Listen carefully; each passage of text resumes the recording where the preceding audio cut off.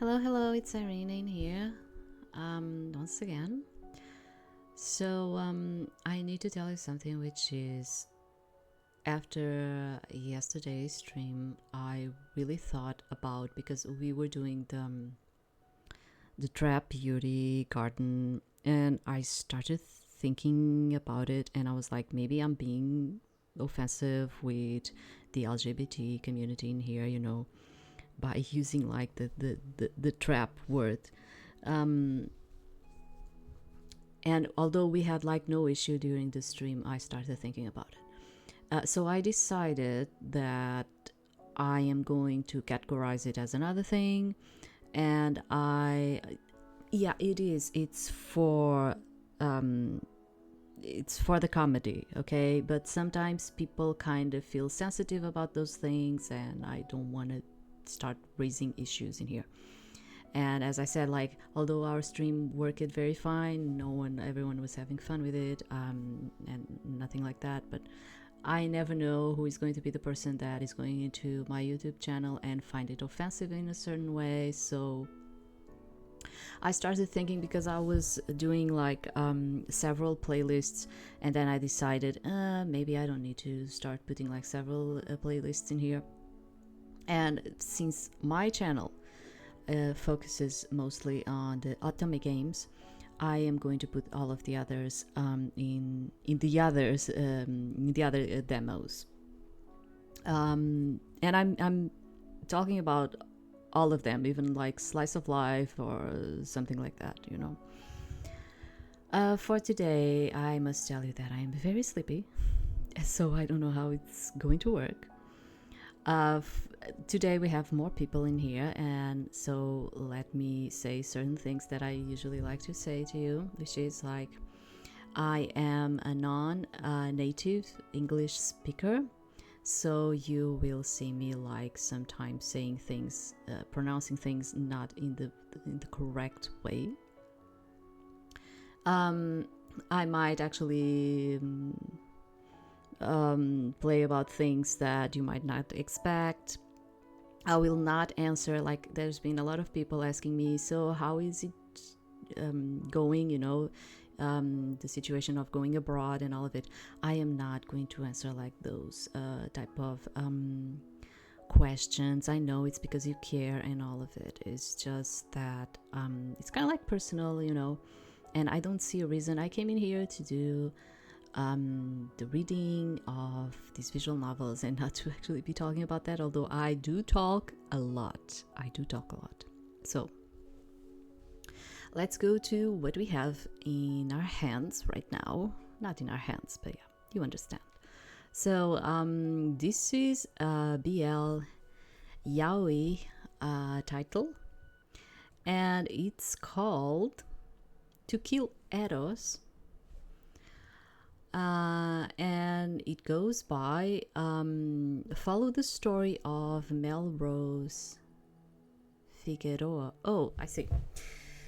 Follow the story of Melrose Figueroa, hot-headed and foolhardy in pursuit of finding love for himself after experiencing one of the craziest nights of his life and a near-death experience. Melrose is convinced that he is cursed, and Eros, the god of love, is to blame. If only he could kill him and put an end to the never-ending cycle, surely a pipe dream for a human. Until one day he is passed a family heirloom, one that gives him the ability to see higher beings, along with another valuable purpose. The reality of a new world opens up before him, and suddenly the bizarre idea might actually sound plausible. Observe the story that unfolds and discover the shocking truth. Will he succeed in killing Eros and finding true love, or does fate have other plans?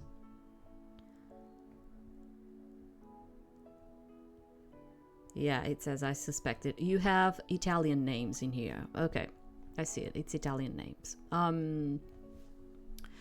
So this is from publisher Dokirakii. And it's a completely published game. It's not one of those that you need to still wait for it. It came out this year, May, and it is an adult title. Okay, this is for a mature audience, and let me see the warnings in here. Yeah, nudity, depression, drugs, violence, mild profanity. Yeah, okay.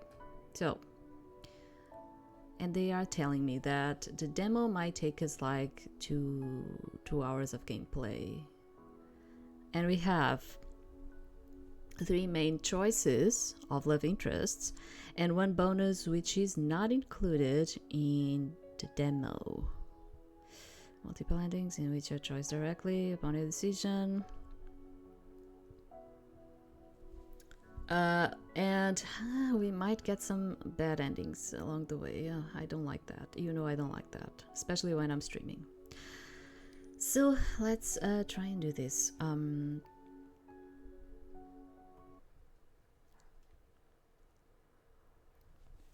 I have too many imperfections. This dry, cracked shell that I live in each day, unrefined hands, claws that scratch when I cling to people, eyes that bore into them full of greed and expectations, insatiable and unfathomable, a mouth that incoherently spouts anything to keep them close, lies, manipulation, deceit, desperation. Oh my god, I was not expecting you to do this.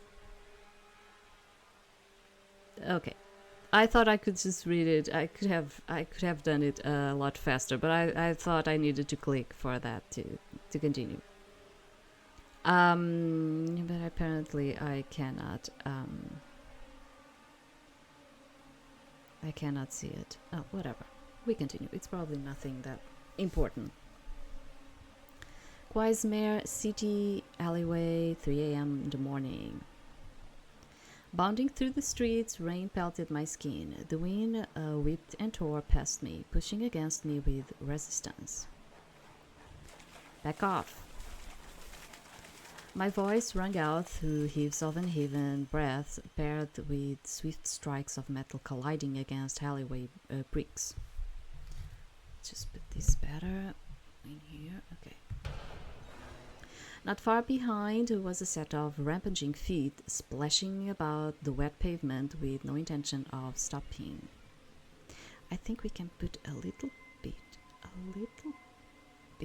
especially in the sound department. Higher, I mean. You won't get away from me. Another swift strike, and the steel echoed off the nearest pole I had only passed a second ago. My heart nearly tore through my chest. The sensation of 1,000 needles plagued the bottom of my heels, and the calves of my legs threatened to burst. My drenched jacket made it hard to move. Leave me alone! Ah! My shoe caught in a pothole of a sidewalk, throwing me forward. If I lingered for even a second longer, the next swing he gave would have landed on my left shoulder. Losing one shoe, I kicked off the other for better balance. Hey, you should have thought about that when I told you to stay away from Andy. I don't know who you were. It was true. I never met him a day in my life, but he wanted me anyway. Talking to him was like communicating with a wall. I don't care about your damn excuses. Running from him became harder. Crossing the city bridge to escape was out of the question. Like, they could have put the font in here a little bit bigger, right? It's so tiny. And I didn't know where to run next. My home was in the complete opposite direction, and I had nothing on me to defend myself, no opening to call the police. If anyone saw us, they did a good damn job of ignoring it. At 3 a.m., most people were at home, sleeping in the comfort of their beds, and then there was me, being chased by a scorned fucking lunatic. Hasher? Melrose? I hoisted myself onto the bridge railing and threw a leg over just as the voice rang out from an oncoming car. The headlights beamed a blinding light that stopped both me and the assailant in our tracks. Listen, Asher, let's just go home and stop this shit, okay? So you can tell me not to worry about him. Nah, no fucking way, Andy. Please, Asher, we can just go home and talk about it. I won't ever talk to him again, I promise. Am I a joke to you? You said that about the last one. I'm having like the vibes in here that this might be another thing. With his back turned to me, I only had now to escape. I didn't think Andy could calm him down for me. He was far too angry. I had to do something or else he'll surely bludgeon me to death. Bludgeon me to death, sorry. So I took a deep breath and threw myself into the lake beneath the bridge. Nelmond Apartments, 5 a.m. The apartment floor glistened freshly from the trail of water I left behind. The landlady made it her personal mission to mop it up the moment I entered. She'd just woken up and seeing my state prompted her concern. Almost immediately, my body sunk into the couch like a stone, wet and cold against the cushion, far too tired to talk about anything yet. Oh my god, like, I don't think I would do this. Like, I don't know, it's like a conscious thing. I would not just like be like dripping wet and just, oh, now I'm going to lay on my couch. I would not do that. I laid there, wavering between consciousness for roughly a few minutes before one of the other doors in the apartment opened. Yeah, but I would lay on the floor, not on my couch. You'd get like my couch like completely wet too. It's just nope.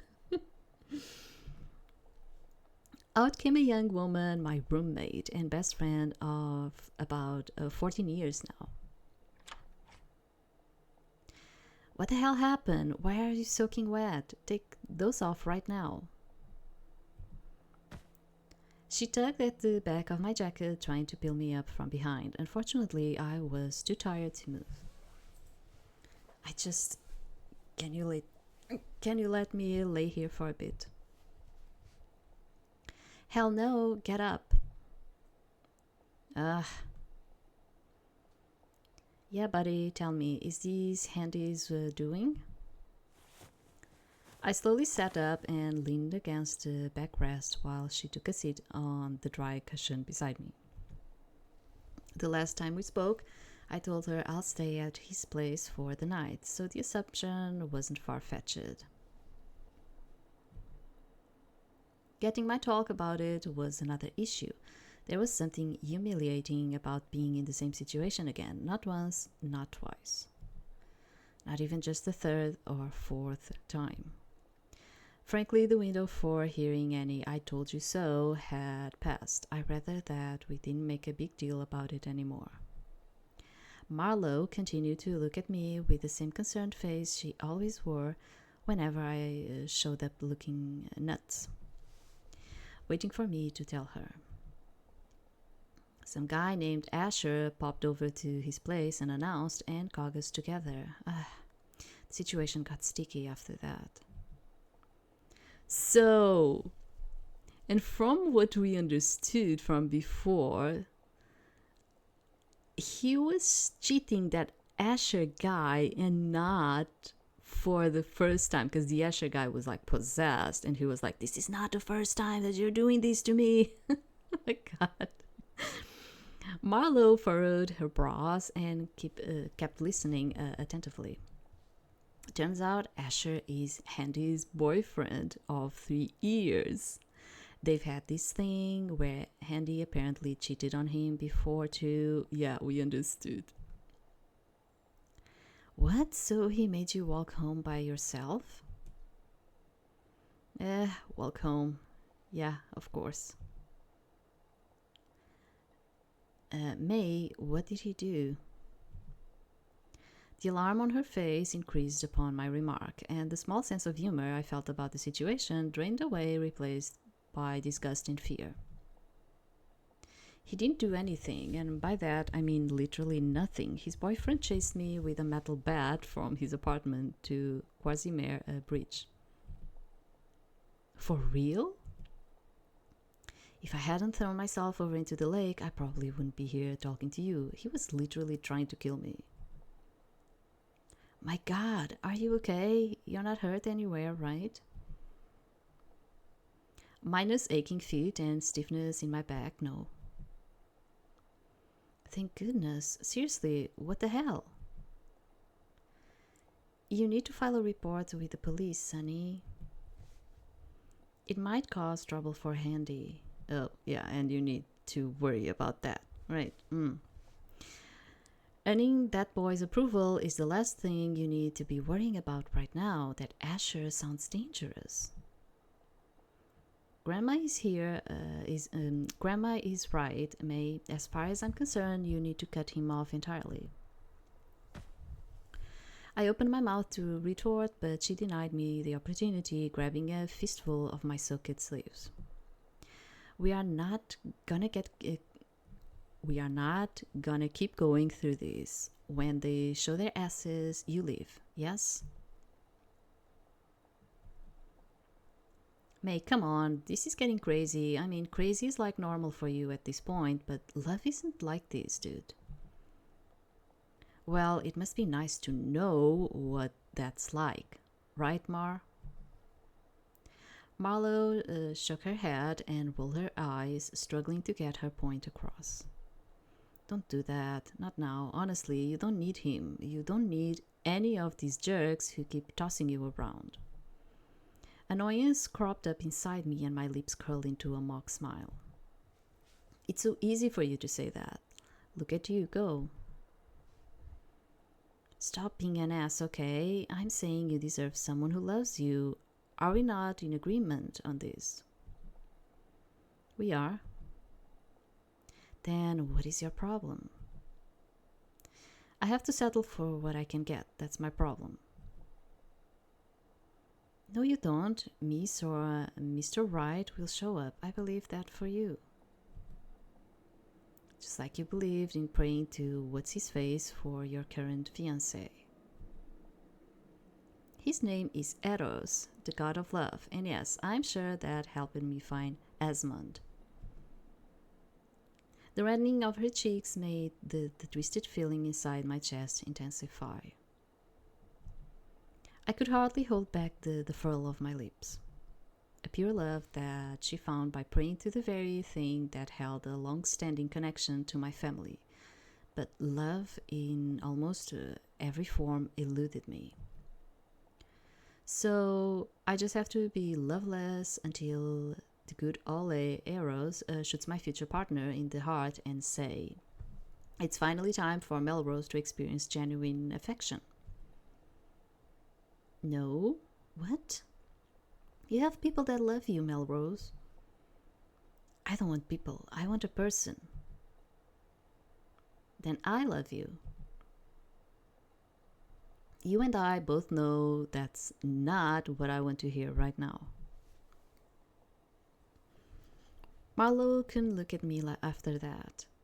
It had taken everything in me not to say something even worse. She wasn't to blame for my poor luck, and it was wrong to take it out on her as if it was. I shouldn't have said that, but deep inside it felt good. Okay, it's been a night. Before we say anything else that could, I'm sorry. No, not right now. Let's just go to bed, okay? Take these soaked clothes off, will you? Yeah. I'll see you in the morning. I mean, like when the sun is up. With that, she disappeared into her room and closed the door behind her.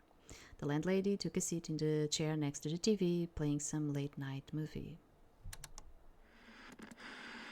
She didn't look at me, but her body faced me. I imagined that she had something to say about our dispute, lecture me. Marlo was more like a granddaughter to her than I was a grandson. Don't think she enjoyed my upsetting her. You want to yell at me, don't you? The discussion was between you and Marlo. It has no place for me. She grabbed the remote from the coffee table and turned the channel to the 5 a.m. news, making sure the volume was a soft murmur alongside her voice. However, I believe you owe her a sincere apology. You don't want to leave things like that with her leaving and all. Right. A fiancé meant changing everything we had. The boxes around the apartment were starting to increase, and she would be gone soon. Far too soon. Not that I hated Esmond, he was perfect for her. Sometimes too perfect, as if Eros had the time of his life, finding her the absolute best matching in the world. I'm happy for her, but it's something I've wanted for so long, and well, something else. We both came from nothing, but we managed to find someone who actually wanted her. And a quick little prayer to Eros made that happen one night. Laughable. But is it entirely hard to believe? I rose from the couch and dragged myself to the fridge. We were running low on groceries again, a note I left for myself to deal with later. Instead, I took a can of beer from the lower drawer and helped myself to it. Now that I'm gonna lecture you on beer at 5 a.m., you are starting the day off wrong, Sonny. Yesterday isn't over until I go to sleep. I dragged my heels towards the room behind her as she continued to watch the television. Under what conclusion? My own. Good night, Grandma. She gave my arm a light pat in passing. Don't sleep in those clothes. Okay. I went into my room and closed the door. Surrounded by darkness and the sound of the ceiling fan set to low speed, I remember sitting down on my bed. I don't remember removing the wet clothes, because you probably didn't get.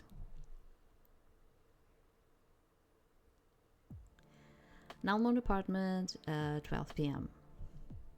3 weeks have passed since that incident. Marlo and I had long since resumed talking like we usually did. Heartful words were the least of my offenses to her after all these years. But she warned me that if I ever responded to her declaration of love like that again, then she'll never say it again, no matter how much I begged her to. I considered that a fair punishment.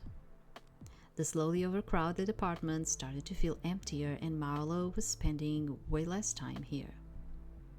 Walking to her room, I realized just how barren the space was. This was just a means to laying her head down while she was away from home. Her new home was with Esmond across town, where the people were nicer and the buildings were prettier. Just a prince taking his princess to his humble abode, leaving me to my own devices. I'll never truly lived alone before. There was always someone to fill the space. One may say, even now, I wasn't fully alone. I'll have yours done soon. You shouldn't leave them laying around, even if they are clean. Yes, Grandma? Yeah, not if Grandma had anything to say about it.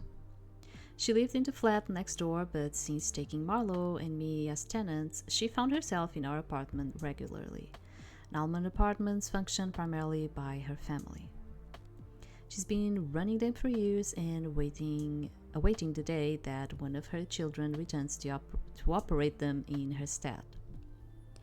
I recall her drunken declaration of adopting us as her kids not long after we first moved in.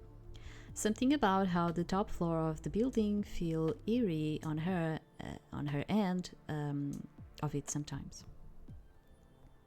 Regardless, it may not have officially been inked, but she made it clear in the way she spoke to us.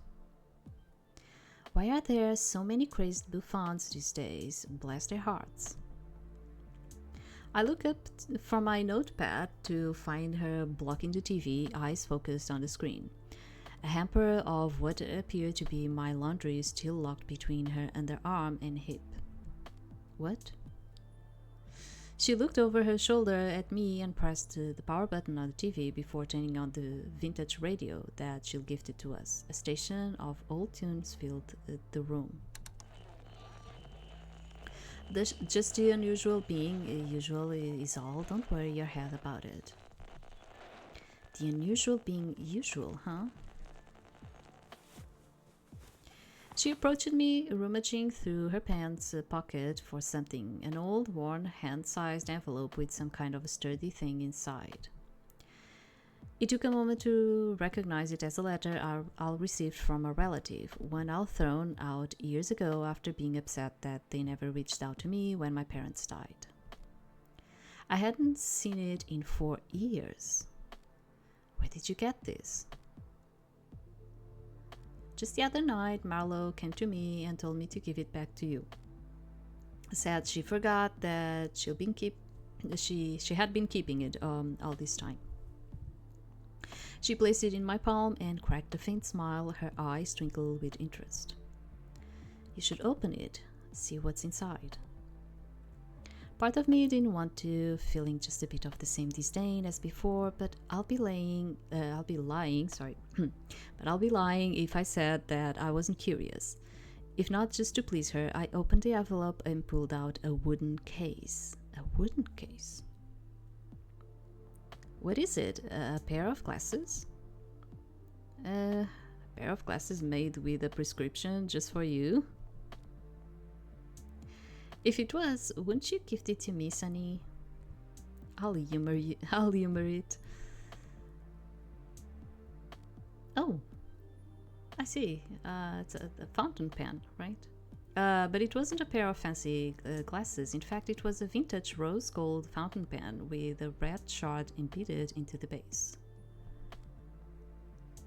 It looks priceless. Don't you speak of something about this from your mother? Didn't you speak of something about this from your mother? Oh, okay, I think I was not reading it well. I continued to stare at the item and recalled my mother's musing about an item owned by my great-great-grandmother, something that fooled the wild stories of Eros and my family. I mean, great-great-grandmother. Would you actually have, like, fountain pens by then? I don't know, dudes. My mother always wanted it when she was younger, but my grandmother kept her distant from my great-great-grandmother because of her strange babbling and habits. Mother never got to play with her, let alone touch the pen. Yeah. Did Mar say where she found it? No, just that she kept it to give back to you when you were ready for it. She said you'll throw it in the trash. I did. I thought it was gone forever, but she had it. I can't believe this. What was the story behind that pen again? Something involving the tale of Eros and such. I know you two had a thing for mentioning it when you arrived here. Let me tell you something, landlady, grandma. Slash, right? Like, slash grandma. You're kind of nosy, aren't you? Like, kind of, yeah, I understand that you're, like, taking care of them and all of it. Kind of nosy. The tale of Psyche. The pen is a family keepsake passed from generation to generation, rather what's inside it. A smooth texture dragged across my finger as I directed her attention to the shard ingrained in the intricately designed pen. My mother once told me that it had been a kaleidoscope at a point in my great-grandmother's life.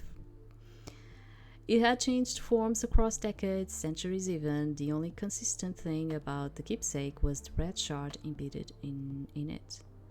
Yeah, but we don't actually know in what year are we on right now. That's why I keep like thinking about this great-great-grandmother kind of thing with the fountain pen, because I'm like, I cannot say nothing about it because I have no idea in what year are we now. I don't know, did the game set it at the beginning? I don't remember that. No, right? Yeah, I don't think so. The veritable treasure, the broken piece from Eros' arrow. It's the remnant from Eros' arrow, the one that Psyche took and fired at him once he'd gotten close enough to her. It's because we in here we say psyche. We say psyche. We don't say psyche like you said. Like you said. That's why I keep like going into my native language. He caused her so much emotional turmoil, and when she was finally at her wit's end from all of his mischief, she took her revenge by shooting him with his own arrow. I lost a lot of the story over the years, but contrary to the tale, my mother loved the story and she loved Eros, going as far as comparing him to my father. Hard to believe a man as chivalrous as my father could be anything like that selfish clown of a god. Never had I ever seen him make my mother cry or suffer before their passing. They were a perfect match too. Is that the tale? I remember hearing something like he shot himself. You see, he felt that there was only so much that he could do to give everyone true love and care, so he gave up his body to the earth to spread love across the planet. Are you sure that you are remembering the tale right, Grandma? I don't know, Sonny. I hardly pay attention to that stuff as much as Marlowe does. Young people are quite into the whole praying to the god of love thing than us single old folks. You didn't believe it in your youth either. No, of course not. To me, it was all just as a silly fortune reading and horoscopes, but I enjoyed listening to my friends gush about it. Even my late husband said something about praying to meet me. Hopeless romantics are adorable. Not so sure if that was just a hopeless romantic thing. Pretty sure people just wanted something to put their faith into. Eventually, she returned to her own apartment and left me alone. Save for grabbing some food and a drink or going to the bathroom, I did nothing today except scribble or scroll through social media. My days off were boring if there were no plans to spend them with another person. Marlowe was busy, and our other friends were more like acquaintances than someone I'll invite to drink or hang without her. I just had myself as company. Occasionally, my eyes gazed at my phone resting on the coffee table. Guess he really meant it. Handy hadn't sent anything since that night. 3 whole weeks of fighting the urge to text him, fighting the urge to call him. Hoping that maybe he would reach out to me. For nearly 8 months, the two of us had been in an intimate relationship. Oh my god. I thought it was like something that was just, like 1 month or something, but 8 months together, like cheating on the other. Yeah. Okay. I spent most of my time with him to fill the emptiness that formed after Marlowe and Esmond became exclusive. He listened to me talk about being alone. He listened to me talk about feeling insignificant. He only listened. But did he ever absorb what I said? Did he even care? Yeah, we don't know, right?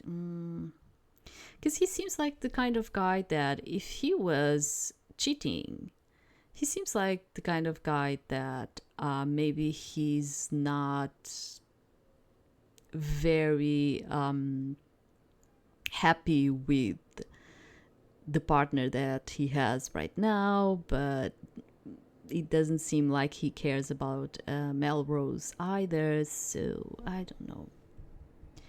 8 whole months and he didn't care about a single thing I said or did. Only what he could get out of me. Ugh. A sour taste filtered at the back of my throat. And I reached for the wine cooler on the table to wash it down. My notepad was full of scribbles and scratches of tattoo designs. Designs I used to cover the potential mistake I'll make. But each one had some kind of a visual meaning for me. The forms and shapes that came to my mind easily became evasive, too many blanks frustratingly drawn. I couldn't focus on what I wanted it to look like. I couldn't create how I felt through the art. Annoyingly, my gaze kept falling on the phone every so often. His number probably hasn't changed. I rubbed my left temple and clenched the pen in my hand, shoving my eyes down to the page again. Don't call him. I jumped into the lake. He probably isn't aware that I survived. Maybe he thinks my phone got damaged too. Don't text him. It's kind of funny how our minds start going when it's like that, when we have... It's kind of funny that as us, as humans, we kind of go into addictions. It is true. Have you noticed this? We go into addictions. And I'm talking about like... we go into the addiction of wanting a relationship. We go into addictions of like playing games. We go into addictions of just eating unhealthy food because I just want to eat like some desserts and chocolate and fast food and whatever. Like we go into these freaking addictions. And it's so funny that we have these conversations about alcohol and drugs and all of it. But we have so many other things that we as humans, we behave as we are in some kind of a drug or alcoholic addiction too. Have you thought about this? Like sometimes I think about this. Because for instance, I feel a lot of this in terms of like food. Because I'm a foodie. But I think a lot about this in terms of food because I have to do a lot of diets because of the situation that I have, my disease. Sometimes, when you start like craving, just freaking craving for things, and you just go back into the chocolate and the desserts and the sweets and all of it. And then you're eating and you're feeling guilty about it because you're going to be bad. Your body is going to feel it. And then you're like, oh no, I need to put it away. And then like it passes a week and then you're in there again. And we never think about these things as we are having addictions. But we are. Have you thought about this? Yeah, it's as I said, it's like drugs. But no one talks about this. People only talks about like alcohol, real drugs and all of it. But these things are like freaking addictions that we have. It's the same thing with like you playing like a gacha game or something, and then suddenly you are like, oh, I'm just going to play it once, and then you're like, oh, now I'm going to play it again, oh, I'm going to play it, and then you're like, passes 1 week, and then you're in there again playing it and wasting money. And do you understand? It's like we are so prone into these freaking addictions as humans. And it's the same thing in terms of relationships. We kind of have these constant situations of us just like going around like he's going like right now, which is like, okay, 3 weeks have passed, now I'm kind of like craving it, now I'm kind of like feeling it, now I'm getting in there again, now I'm do you understand? It's so funny that as humans we so have like these freaking stupid addictions inside of ourselves, and it's so hard for us to control them. And you might be thinking like, oh, but yeah, food has nothing to do. No, like as you can see, he's behaving like a person. In relationships, we are the same. We especially when we like someone or something, we kind of get into like a crazy addictive situation inside of us too. Like sometimes you even see that you kind of like start stalking the other person and all of it because you like them so much and you want so much their attention that you're like, we create these, I don't know, strange addictions inside of us. It's like we need them. So don't text him. Asher's likely with him, so he probably can spare a second to talk to me. He doesn't care. He's probably trying to protect me. It's been 3 weeks since Asher tried to kill me. It's been 3 weeks. 3 weeks. Why didn't he at least check on me once? Maybe he already tried to text or call me. I extended my hand to my phone, feeling the coolness of the untouched screen against my fingertips. Then we start creating like these like reasons inside of ourselves, you know, for any addiction that we have. It's like we start creating these reasons. Oh, maybe I could, maybe you know, like it's fine. It's just once. And it's we have like these things. My arm shook and my fingers twitched, rejecting the urge to curl around the device. I can't. I snatched the phone from the table and the screen lit up with an incoming spam caller. Fuck you. I quickly declined the call and slouched against the backrest. The radio continued to rattle on. Music stations have changed to podcasts now. The windows behind me cast a large orange light over my form on the couch. Besides the radio chatter, there was the occasional sound of the fridge, maybe a thump from outside the apartment, but other than that, the atmosphere isolated me. I caved. Oh, what do? I think the best way for you to really stop any type of these addictions is to completely throw it on the ground. Okay, throw it on the ground. For instance, if it's a relationship, don't try to find the good things. Try to find the really, really bad things and then just hate that person. Like, learn to just hate that person, but hate it with all of your guts. Okay, like for me, because I had like situations like this too. I think we all passed by situations like this where we are like, oh, maybe I should go back, and it happened to me. It happened to me quite a lot, and then I was like, and then I went back, and then I stupidly, okay. And I think like the best thing for you to do with any of these addictions that I was telling you about is like just start hating what it's making you so addicted to. Gain rage and hate for that specific thing. I'm not talking about like rage in terms of like now you go and kill that person. I'm not. I'm just saying it like start seeing things in a light that you would throw it to the ground completely. Okay, yeah, that's what I would say. It's the same thing when I started like going into the sweets and all of it. I start like, let me just watch some YouTube videos of how sugar is made and how it affects your body so I can really hate it. Just go like that. And I think, no, but I am like, we are all laughing in here because I'm like this. But it's true. Sometimes when I start really feeling it, I go into like videos or something and like, I need to start hating this thing again. And like, totally. Otherwise, this is going to be really bad for me.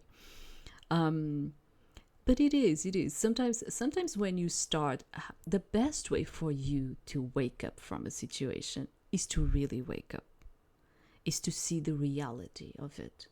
So when you start seeing the reality of it and how that thing is really going to affect you in a negative way, you start waking up, okay? You start really seeing the reality of things. And then it's the best way. It's really to start hating it in all of the addictive factors that I was telling you about. I found his number in my contacts and called him. I I called him 4 times, each went straight to voicemail. I texted him, "Hey, I know it's been 3 weeks since then. Wanted to tell you I'm okay. How have you been? Asher didn't seem too happy that night." Oh, it was seen. "I feared I was going to die. I probably would have if you hadn't shown up. That had to be tough for you too. I know you told him you wouldn't you wouldn't talk to me again. There's like a situation, which is like all of these messages are being seen. But they are being seen by whom? Handy? Or Asher? We don't know. Like another person could actually be the one seeing the messages. But did you mean that? No, I mean, if that's what you want, but I thought you'll at least tell me goodbye. Before I knew it, my fingers had minds of their own. I sent every thought to him, coherent or not. I lost track of how many texts I sent, but with each text my chest clenched and pressure built in my head because I could see that he was reading them.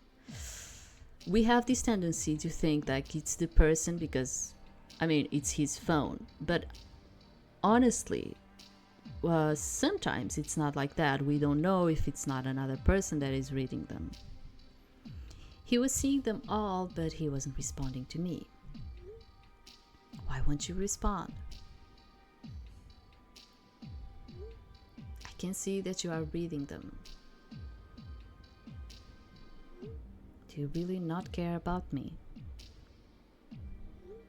Does 8 months together mean so little to you? My shoulders shook, my neck tensed, and my teeth gritted. He just kept reading and not responding. Was he even there? Honestly, I didn't know, but the rage welled up in me the longer he ignored me. Yeah, but maybe this is fine, yeah, because this is what I was telling you. Maybe this is good.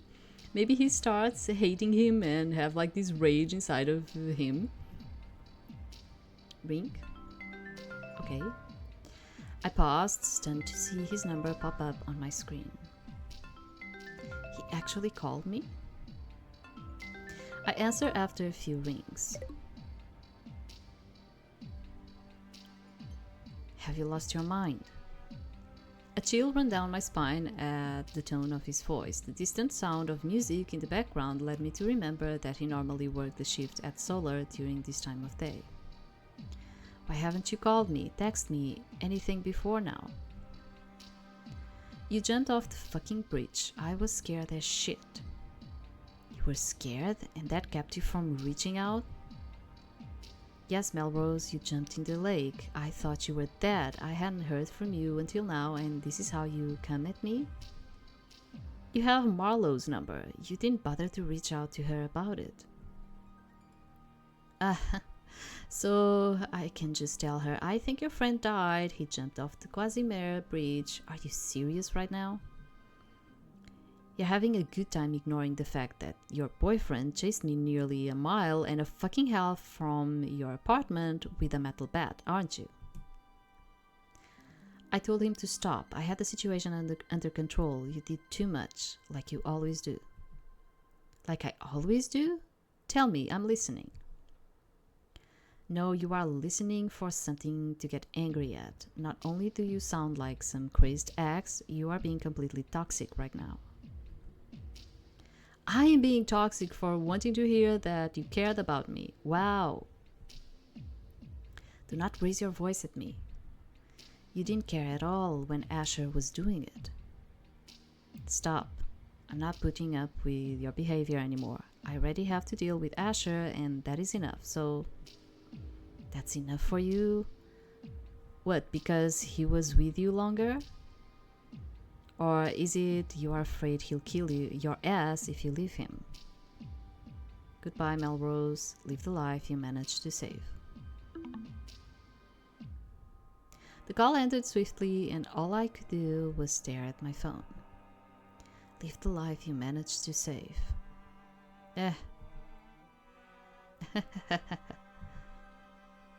I snatched the wine cooler bottle from the table, and the next second it was no longer in my hand. The glass shattered against the wall next to Marlowe's room, my vision blurred with damp streams spilling down my cheeks. He was lying.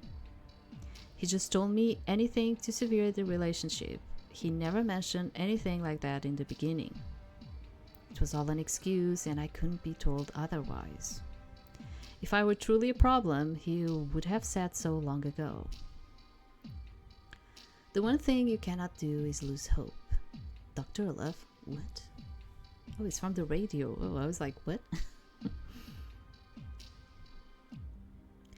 There is bliss in knowing that every person, every being, everything has someone. The unknown beset you with unpleasant feelings inside your heart. Jealousy, impatience, anxiety, fear. These are all things that are unpleasant for the human mind, but these emotions do not have to be negative. They do not have to be shunned. I implore you to feel them, but if you must, remember that here at Love Life, not only are we equipped to channel Eros' fate strings, we are also here to guide you towards a healthy relationship with yourself until you reach your partner.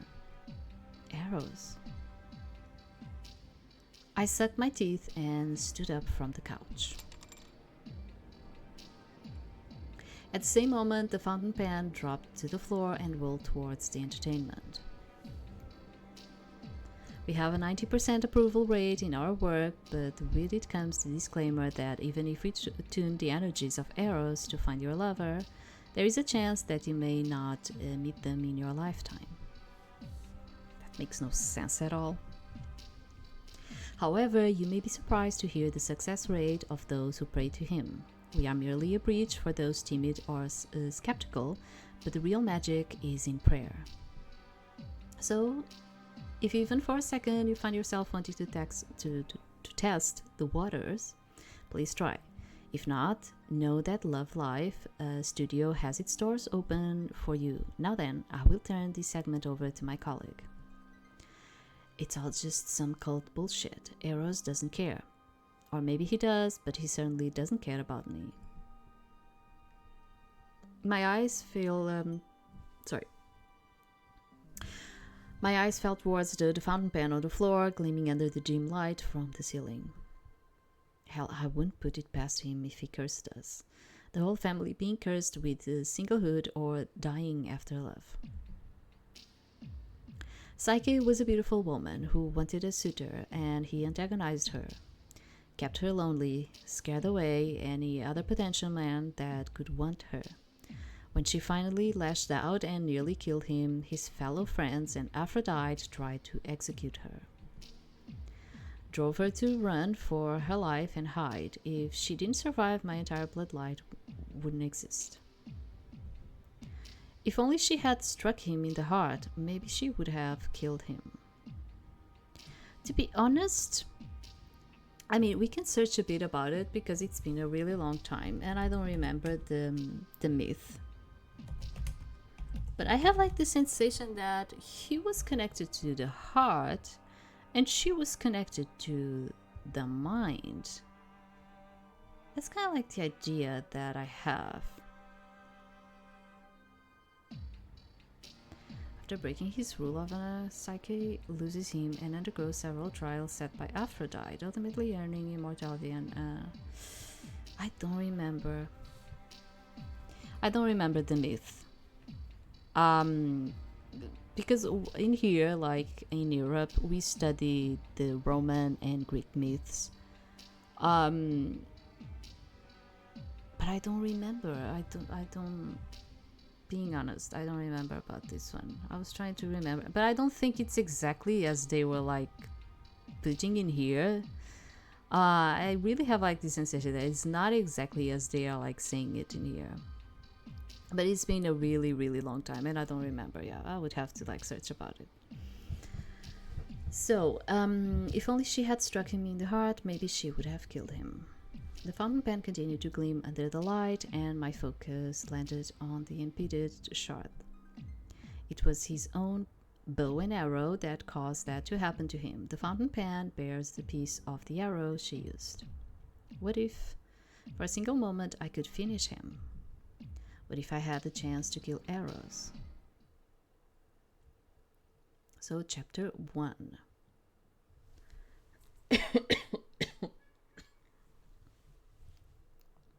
Quasimere City, Streetway, 9 a.m. Thanks for your patience. The traffic is kinda crazy today. Oh, don't worry about it. The morning rush is always difficult. Isn't that right, baby? Good. Need any help carrying it in? Nah, I'll just use my feet to nudge it. Take care now, okay? Bye-bye. Bye. I walked back down the steps to my car parked along the sidewalk. Pioneer Express is a delivery service ranging from local restaurants, fast food, and grocery stores. I make my own schedule for what days and what times I'll be working. So long as there are orders lined up in the area, I won't be hurting too much. Obviously, this was temporary, however, like my love life, I don't have a career either. Besides, sacrifices are given for paying the rent, especially if it won't be getting split with Marlowe anymore. Alright, looks like the next one is fast food pickup. The other night's insanity kept replaying in my head. Perhaps I had a little too much to drink. And high hopes for something largely impossible. But it wasn't the first time that I'll conjured up some bizarre idea, and it wouldn't be the last. However, the idea of using something like Eros as a punching bag was more comforting than cursing at my loved ones. Yeah, Eros is the problem. God of love, my ass. Quasimere City, Petal Latte Cafe, 11 a.m. Knocking out a couple more deliveries within the last 2 hours, I took a break and got something to eat. Hey, how are you doing? What are you having today, Rose Boy? Breakfast sandwich special and chia latte. Cool. Will that be all? Yeah. There's your total. Let me get your receipt, and your order will be ready shortly, man. The blue of the sky could fool anyone into believing it was a hot summer day, but the air was as cool as early winter. The outside eatery of the cafe wasn't as packed compared to the inside. The birds chirped and cars honked in the distance. City life may not be nature-friendly here, but the mornings were the best times to relax and enjoy it all. Surely they will have a petal latte cafe where Marlowe lives. Esmond couldn't possibly let her down in that department. If not, that just meant pop-ups from Marlowe driving 104 miles to eat at this cafe would become a common routine. I tried to draw up some designs while I ate. I figured I'll start keeping the pen with me again after yesterday, something to think about my parents through. Past a numerous amount of scribbled and scratched up papers were various intricately designed tattoos. Oh, I see. When most people saw them, the first thing they'll ask was if I was a tattoo artist, and I would say no. It's just a fun hobby, given I like to get them, even if they sometimes leave me feeling regret. Oh, it's handy. Ah, I see. Now it's time to figure out what I'll change this one to be. Oh, here's the moment. They are gonna do it. I looked up from the page and caught sight of a couple some tables away, hands clasped and leaning towards each other. Right before their lips touch, the cashier from inside calls their or their number, and one gets up to retrieve it. Oh, I was sure they'll finally kiss. The voice was loud and clear, but no one seemed to register it at all. I looked back over my shoulder to get a glimpse of who the onlooker might have been. What I saw was nothing I'll imagined. What? It's definitely gonna happen today. They are a little shy, but they just have to get into the right mood. A large, bulky male with a sunlight smile and some strange getup practically towered behind me. If nothing else bizarre about his appearance alarmed me, it was the big angelic wings that protruded from his lower back. Okay. I'll just wait a little and see how the rest goes. Oh, right, this guy's drawing. At that very moment, he cast his gaze down and our eyes met. His eyes fluttered and flicked about when he registered I was looking at him. As if to make sure that he was right, he leaned closer, to which I leaned back. Wait, can you see me? Hello? No shit, I can see you. Ah! Hey, hold up. He tried to turn and make a run for it. I caught onto a small cluster of his feathers. Ow, stop, you'll rip them. A strike to my arm sent me spilling to the ground with a couple dislodged feathers in hand. Oh my god, he actually got some feathers. Wait! From the cautious looks around me, my suspicions grew by the second, but I couldn't afford to worry about that. I hurriedly collected my things and chased after him. The chase led me up to the rooftop of some apartments where I found him shyly watching me as I joined him. Despite his enormous size, something about him felt innocent and cute. I snorted, feeling humored. Are you done running now? I can't believe that you're able to see me, like really, really able to see me. Yeah, I can see all of your muscular greatness. Yeah, he has like one of those packs, yeah. Did my invisibility cloak fall? That can't be right. The couple and everyone else would have certainly seen me too. Are you a human? Pretty sure I'm 100% human, but what are you? Me, I'm a cupidine? A cupidine? Okay. A cupid? You mean the little angel baby with a bow and arrow? No. Is that what humans think we look like? Close enough, but I'm sorta not a baby, obviously. That you are not? His face reddened at my suggestive agreement, but he carried on as he had before. You know, it's cool that you can see me. I mean, it's not like humans couldn't if I just allowed them to. But we are not really supposed to, cause that may complicate the stuff. How so? If humans could, like, tell that we are cupids, they'll be more likely to arrest us while we are working.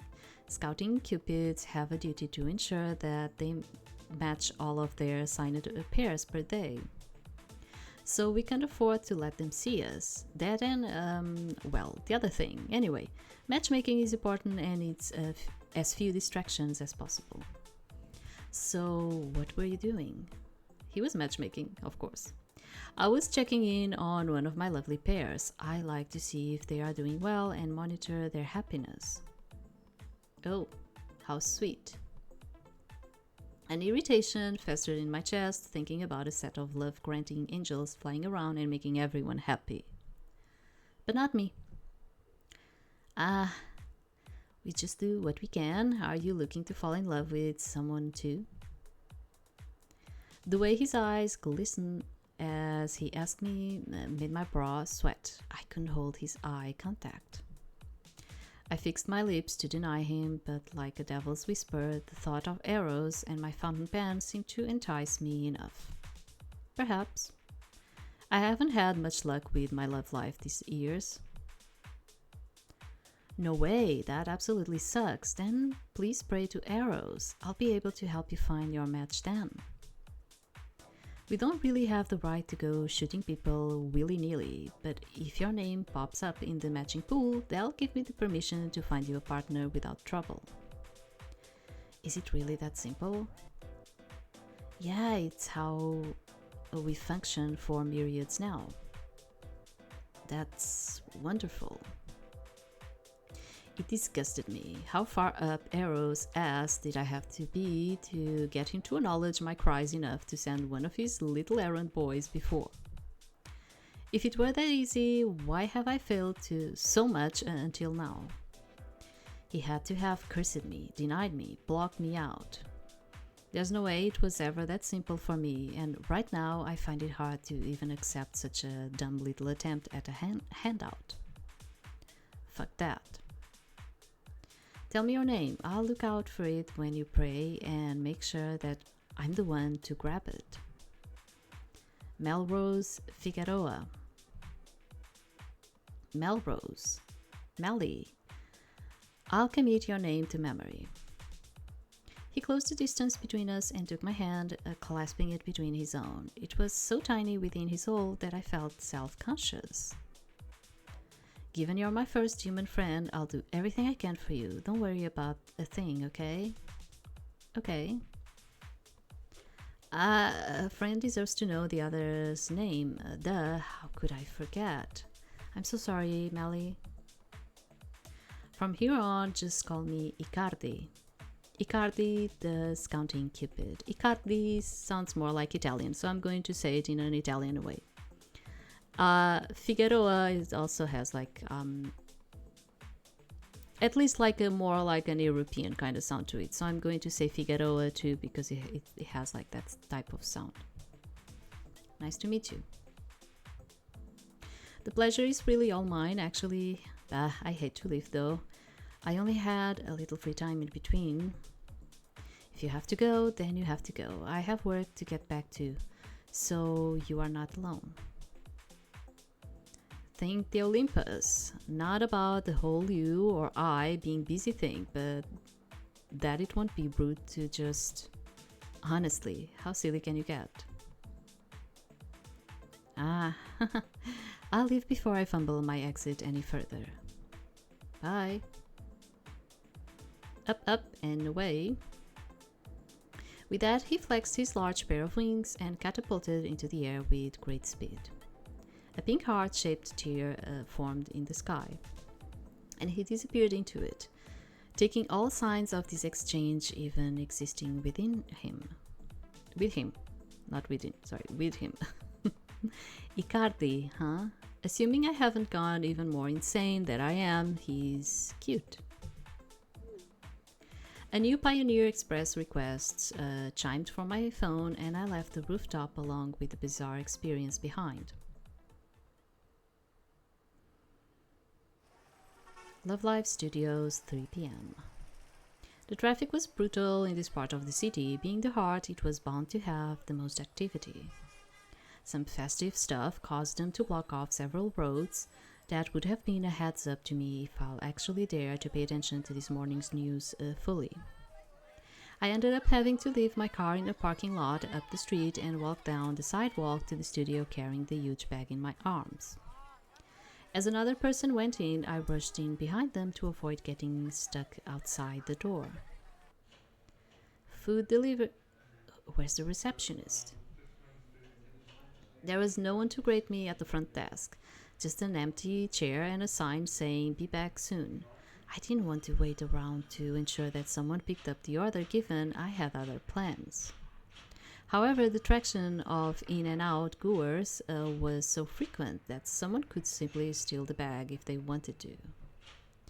Or maybe steal something from it. Fine, whatever. I leaned against the desk, impatiently wrapping my fingers against the wood. Eventually, a booming voice and commotion came from the back halls. What the hell was that? An angry man came storming past me and slammed his hands on the desk. Where did she go? She shouldn't have been back by now. She should have been back by now. Where the hell is our food? Food? The man looked at me and then at the large brown bag next to me. Yes, food. Is that it? If you order from Surfing Taco, then yeah. Hell no. What is going on? Where the fuck is our food? I don't know. I got an order from Surfing Taco direct to here, and I'm waiting on the owner to come confirm it. The man scoffed and rolled his eyes, extending his hand to take the bag. Well, I'm the owner. Are you testing my intelligence now? You just said you didn't order this. I grabbed his hand and flung it away, earning a glare from him. Why does that matter? Don't you want to leave anyway? Surely you have better things to get to. I'm sure you know that even if that's obvious, there is another perfectly good reason I'm waiting around for the actual owner. Look, I don't care. I'm hungry. Barb's hasn't gotten my team hasn't gotten my team our food, and we are starving, so I'm taking this bag and she can deal with that disappointment when she comes back. I don't think you understand how much I don't care about your problem either. I won't be getting a bad review because you want to steal someone else's food. What are you, some damn food police or something? Man, I just want to be left with a 5-star review and possibly a tip. I have no fucks to give beyond that. Will you give a fuck about this, little man? The guy shoved his palm against my shoulder and reached his grubby hand into the bag. Immediately, I shoved him back and snatched the container. Ugh. No hesitation, the man punched me dead in the jaw, and I fell into the counter. Oh my God, help! Are they fighting at the entrance? Is that Kevin? As the man attempted to have his way again, I grabbed his arm and pinned him down on the desk with it twisted behind his back. Ow, ow, ow, ow! Ow, that hurts. It hurts so bad. Stop it. Crazy bastard. You punched me in the face. The man wildly threw his head back straight into my face, causing my nose to throb and my eyes to blur with tears. I relinquished my hold on him, reeling in the pressure exerted from the impact. Dazed, I took a few steps back and touched my nose, finding the palm of my hand stained with red. Wait, hold on. As if realizing he'd made a grave mistake, the man held up his hand to surrender, but my fist still connected with his face. The funny thing is that he doesn't want to leave because he doesn't want to get a bad review, but at the same time they are fighting in there. So someone is probably going to give a bad review anyway, you know? I took him down to the ground, and when it felt like all of my restraint had just washed away, a firm hand wrapped around my raised fist. Sorry, I can't have this escalating any further than it already has.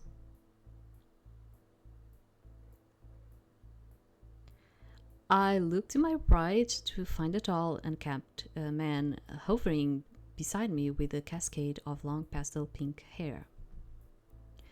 Whether I'd been hit too hard or my mind was playing games with me, this man sported huge horns protruding from his skull and a pair of black wings. He wasn't human, even more apparent from his eyes hidden behind his shades. I blinked a few times and rubbed my eyes, but his image remained the same. You're the one who delivered the Surfing Taco order, yes? Can you stand? Yeah. Allow me to talk with you for a moment. In my dumbfoundedness, I allowed him to lift me to my feet and lead me towards the back hall. Wait, what about me? He stabbed me too. I'm hurt and hungry. You deserve everything you just received. By the way, Barb's told me to order from there because her car broke down and she couldn't bring us the pizza. What? Why didn't anyone tell me? Stop looking for people to be angry with and feed your pothole. This way, sir. He led me to the studio room and eased me down onto the quilted couch in front of his desk. The quietness compared to the muffled commotions outside made me even more conscious of his strange appearance. His beating heart cavity was hard to ignore. He must have noticed my discomfort as he immediately buttoned his shirt. Apologies if too much skin is uncomfortable for you. You know, like, to be honest, it's not the heart that it's like uncomfortable for me. For me, it's more like the other tattoo that he has in his neck. And I'm going to tell you why. Because it feels like we know what it is, like it's a feather. But it feels like there's a hole in there. Like if you're not thinking, if you're like looking from really far away, you think this guy has like a hole in his neck connecting to his throat or something, you know? Doesn't it? It's kind of weird. I don't know. It feels like he has a hole in there. Skin? Was that not the issue? I mean, your heart is... Let's see here. They should be in this drawer. He walked to retrieve some napkins and brought them back, taking hold of my face. See, like when it's closed, doesn't it seem like he has like a hole in there? We know it's a painting of the feather, but it's honestly, it doesn't appear to have bleed much. You should be fine. I assure you that such barbaric behavior... Yeah, it also looks like another thing.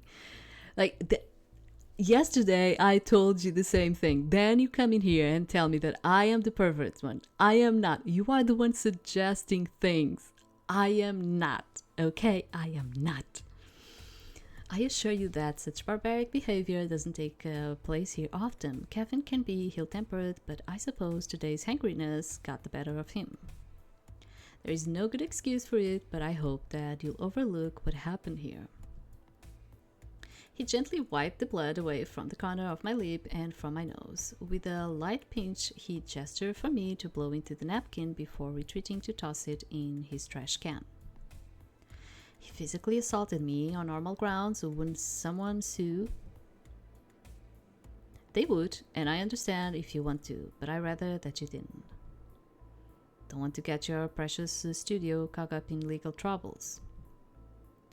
Precisely, however, the studio image is the least of my concerns. I'm just a busy man. I would rather pay you off myself than involve legal affairs. Oh.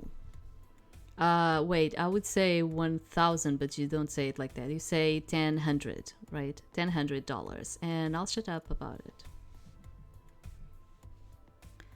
Yeah, like, I've been in the US and I know you say it in another way. It's not only that, like, you say numbers. Sometimes I notice that you say numbers in a different way than we would say in here, like in a total different way. Is that all? 1,500. Final choice? What the fuck? 2,000? Alright, I'll write you a check for 2,000. I also left you a 20 tip and 5-star review for gallantly protecting the food. Are you kidding me? He wasn't. He pulled out the slip and signed it right over for me to deposit with zero hesitation. It was then that I realized who he truly was. Yeah, in here we don't pass checks anymore. That's another thing. It's just like, you don't have checks in here anymore. Unless we are talking about... You might still have that in companies, okay? But it's like transactions from company to company. But I think it has another name. They do not call it like to pass a check anymore, okay? So in here you don't have that anymore. You cannot use checks anymore to pay.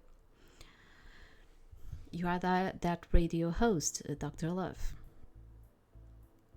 I was under the impression that you were aware of this already. I guess I stand corrected.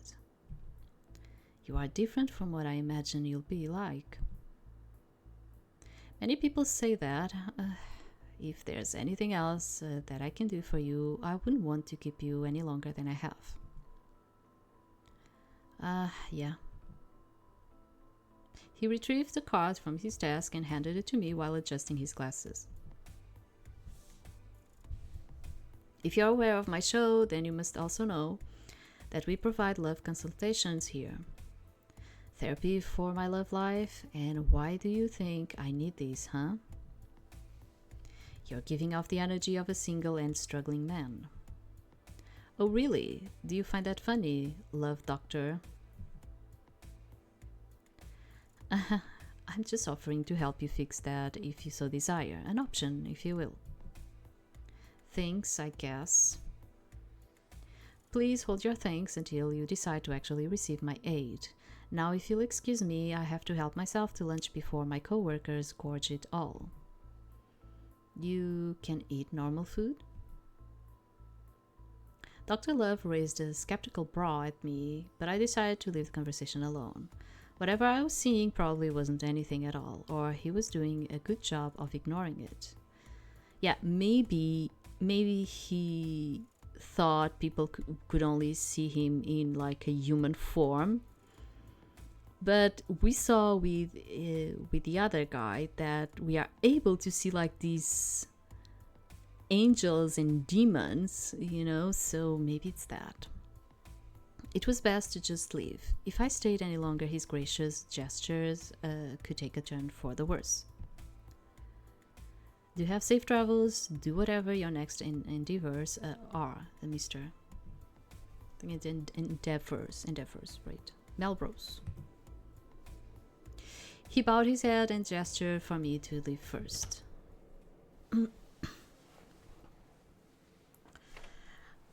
I quit working for the day and went to my car. As I got in, my phone vibrated with a text. Mar? I won't be coming home tonight, but I'll be over first thing tomorrow at noon. We can grab some food before we move the rest of my things.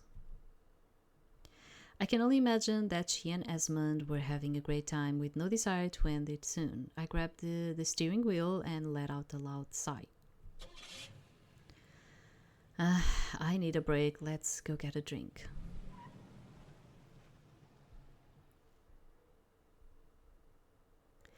Quasimir City Solar Bar, 11 p.m. Dr. Love's check contributed to a night of fun at the club. I had dropped my car off back at the apartment and walked the distance since the Solar Bar wasn't a very long walk. I'll be lying if I said that I didn't hope to see Handy, since Solar had 2 locations. He'll work some shifts at this one too. Now that we weren't together anymore, I no longer knew what his schedule was, or if he even worked there anymore. All signs of his having been in my life faded, except for the tattoo of his name on my leg. Handy, a fucking hater. I should change his name to look like a dick. Never mind. That'll be embarrassing. To put like a dick in there. The barkeep limited me to no drinks and told me to head home while I could still walk. But I tried to linger as long as I could for Handy. He never showed up. My feet swerved in a clumsy waltz down the quiet streets of the night. The slight breeze of winter and the crisp, cold, fresh air in my lungs made me crack a smile. It also kept me aware that I wasn't at home or in the comfort of my bed yet, so that meant I had to keep moving my legs. It was just me and the dark street, illuminated by a single working streetlight. The city had been too busy funneling money to other repairs to bother with fixing a few bulbs. Most nights these never bother me, and tonight it wouldn't have either. But oddly enough, in my bliss, I felt a remarkable chill and a sixth sense that something had been watching me once I passed the last light. My pace quickened. A set of heels soon joined the sway of my feet, fighting for stability. With a subtle look to my left and then to my right, there was no other person around me. not even behind me. I reached for the fountain pen in my jacket and firmly clenched it in the palm of my hand. If push came to shove, I had thought to use it as a weapon. The apartments weren't too far away now. However, there was a cut through an alley that I needed to make.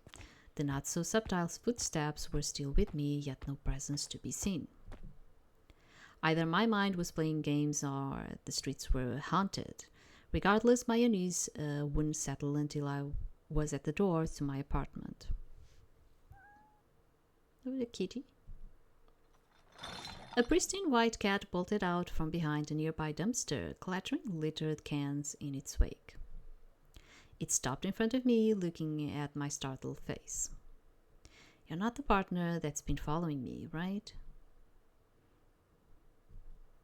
"I figure as much. You'll give someone a heart attack skulking behind like that." Suddenly, my nose filled with the smell of a fresh bouquet and a subtle hint of death. Without a second thought, I turned my head to see who was behind me. Again, there was no one there. What the hell? Just come at me and stop playing around already. I tried to keep my voice steady in hopes of keeping whatever or whomever it was cautious, but the fear and trembling inside betrayed me. I really hoped that it was all in my head. After a couple of seconds standing there, nothing happened at all. I felt safe enough to turn around and "I have wanted to talk to you." "Ah!"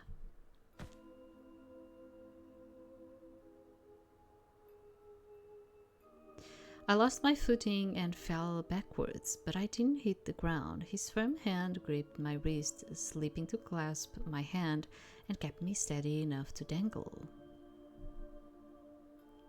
"All day." "What?" "You met the scouting Cupid and the forecaster today. I couldn't let the day roll over without meeting you myself. If they could, why couldn't I?" I recalled the two instances quickly and refocused my attention on actually observing the tall man. The discolored hands, the sharp nails, the crimson wings, the dim glow of a beating heart in the opening of his blouse all showed that he wasn't human. Yeah, because with the other two, I like, especially the first one. The first one, you didn't even saw the heart, but with the other guy, the Dr. Love, whatever, I didn't felt like his heart was like just a bursting out of the chest. Like with this one, when you look at the image, it seems like it's bursting out of the chest to the heart. I don't know. I swallowed hard, feeling his other arm slip around my back to fix my posture. Now I could have let you see me ages ago, but it's more exhilarating when the human eye sees what it isn't supposed to see. Who could have possibly known? He turned his gaze to the fountain pen, still clenched in my fist, then back to me. I was stunned for words. Anything that came to mind turned to mush the moment I thought to move my lips. His stare felt as intense as a spotlight beam, as if every tiny action was being watched and observed. "Cat got your tongue?" Was that not funny? You are here, after all. He addressed the cat. I froze and watched as the simple smile on his face twisted gleefully with his next set of words. "You know, your life has been full of amazing episodes. I didn't expect you to jump 3 weeks ago. You are always thwarting my expectations. I find that quite fascinating." Fascinating. What's more is that inside you is something destructive. His fingers hooked into the collar of my shirt and pulled me closer. Unconsciously, I grabbed onto him for support with my feet now entirely off the ground. The things you are capable of when you dare to let go. Like, unfortunately, when they bring like the sprite very, very close, it starts getting very blurry. There was like a game that had a lot of these. It was the Bust of Fellows. Yeah, the Bust of Fellows. Not the second game. I'm talking about the first one. I didn't saw the second because I'm being honest, I didn't like it the first one. I know most of you really liked it. I didn't like it the first one. I didn't like it, that game. But the Bust of Fellows had a lot of like blurriness in the sprites, and when they would go like this, like closer, they would just become so freaking blurry. It was horrible, honestly. I didn't like it. No, visuals in here are good. It's just that you really notice, like for instance, like in here, you really notice that there's a blurriness in here. Yeah. And just when I think you're going to finally cross a line, you never do. You sound angry at that. Do I? Is it the contrary, actually? What do you want from me? Nothing, but for you to keep being as you are and doing what you are doing. He let go of me and leaned down to my eye level.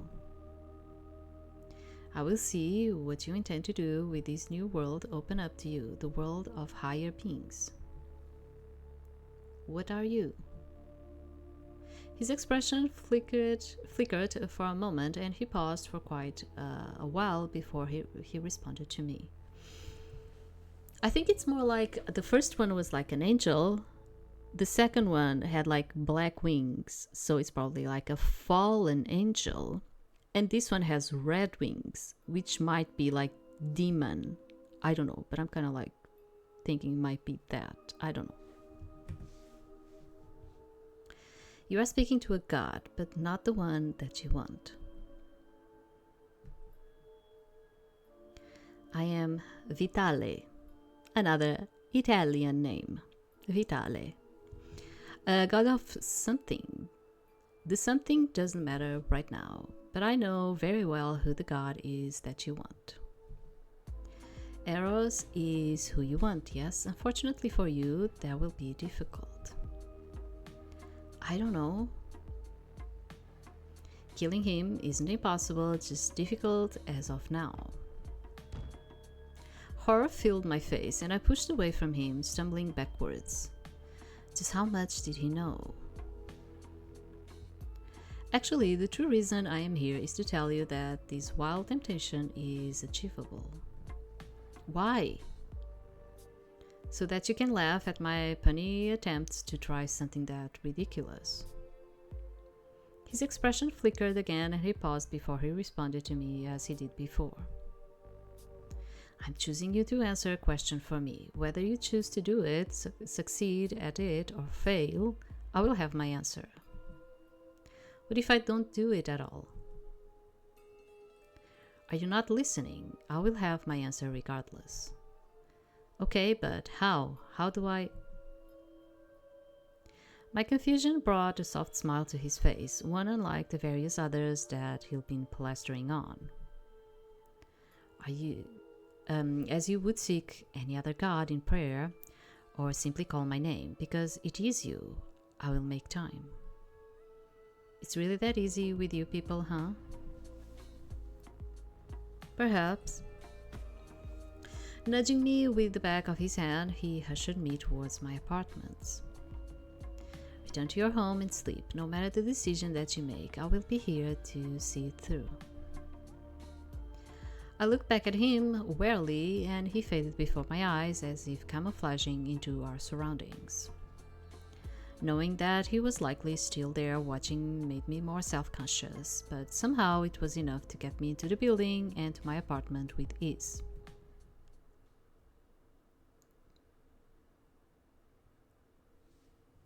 Oh, so you only have like these two available right now. I think most people would go to be honest, I think most of you would go to these two, right? Yeah, I was expecting that. Like, most of you would go to these two. I'm going to Icardi. Chapter 1. I don't know, because I want something different. My weight dropped against the bed in my dark room, unable to cave to the lull of sleep just yet. I couldn't stop thinking about Icardi's promise. Could this be the opportunity for the change that I wanted? The hopeful sensation was merely the surface area of darker thoughts. Well, it's because, like, I'm going to be honest. Yeah, I think all of them are pretty. I think all of them are pretty.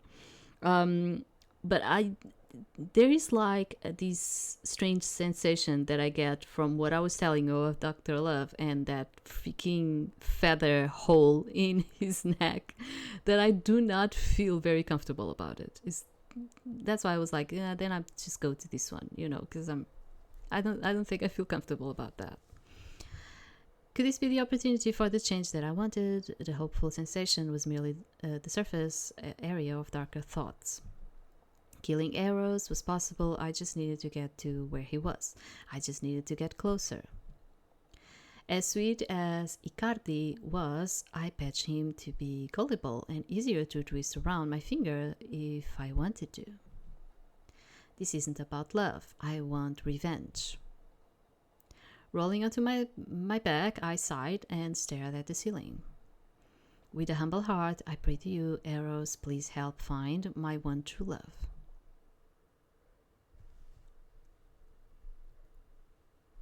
Oh, we are getting a puff. Okay. What? Thespii? Matching pool? Icardi puff.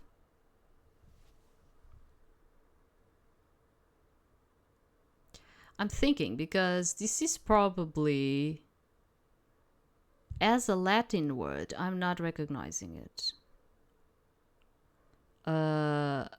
Yeah, I don't know. No, I don't know. Finishing my scout work and returning to Thespii, I sat beside the matching pool and intently awaited his name's arrival. I have to keep my eyes peeled. Any moment it could arrive. Melly's counting on me. My eyes watered from hours of not blinking, but my determination was stronger than any dry stinging. I had a human friend, and he actually needed my help. I made an actual promise, one that he could hear and affirm. I couldn't bear the idea of giving him false hope. You're here already, shouldn't you be resting? Don't worry about him. Icardi's always like this. The younger they are, the more energetic. I want to get a head start on my matching tomorrow. So you are taking from those still getting assigned right now? Nothing says that he can do that, but it is a little overboard. Then pick them already. What are you waiting around for? What? What are you asking me to do? If you're getting a head start, you only need to pick the names you'll do tomorrow, right? Just get them and go rest already. You are not being picky, are you? Of course not. I'll never even think of discriminating. Good, because it's against the rules, so what's your holdup? Leave him alone. The newbies have their little rituals that they do before they pick. Maybe he was waiting for someone to join him. I could only smile at their back and forth, shifting my eyes to the pool. I couldn't miss his name. But with their constant talking, I worried that maybe I already had. What if Melly's prayer arrived before I came back? That would mean that one of the others counting cupids was going to fulfill his request. Man, he really took it to heart. Yeah, he really he was like, no, I made a promise and I'm going to keep it. So cute. What a baby, come on. Huh? We'll pick names together so that you can run along. But I didn't ask them to do this. Are you sure there's no reason to rush your process for me? Rush what? Why are you making this difficult? Just pick names. If I try to stall any longer, he'll get even more agitated. He really wasn't any higher than me in the hierarchy, but because he'd been alive for longer, he was practically my superior. and all scouting cupids had to respect their superiors. Oh, okay. Here, let's go over here. We each gathered up as many names as we could, and in the end, I didn't see Melly's name. There, now we all have a head start for tomorrow. Now you can go to bed. Why are you being so hard on him? Haha. Look what you did. He's not as chipper as he was moments ago. No, I'm not upset. Don't worry about me. The lack of energy just settled in. See, that's why I said go to bed. Our sleep is important.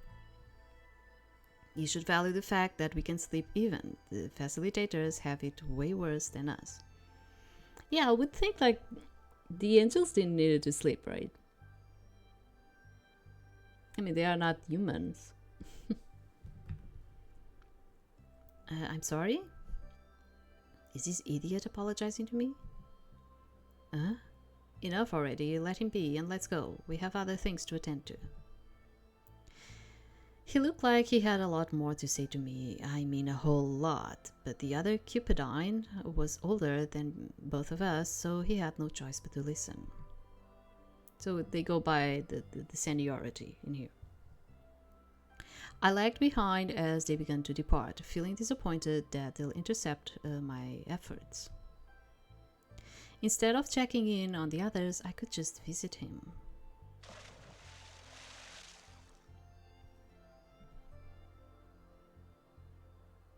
Oh, Mid thought the matching pool had a fresh arrival of names. The other two had gone far enough down the hall that they wouldn't be able to get in my way. I hurriedly back to the pool and I couldn't hold back the smile on my face. Don't worry, Melly, I've got you.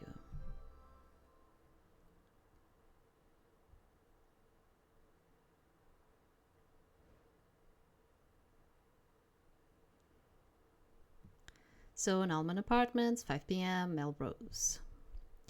My back was aching from all the heavy lifting I had been doing. We loaded the last of Marlowe's things into the moving truck and she was on the road back to Esmond's place. We went out to catch a movie prior and had a little talk, all of which I fought hard to convince her I would be fine. But after she was gone, I wasn't so sure. Melly!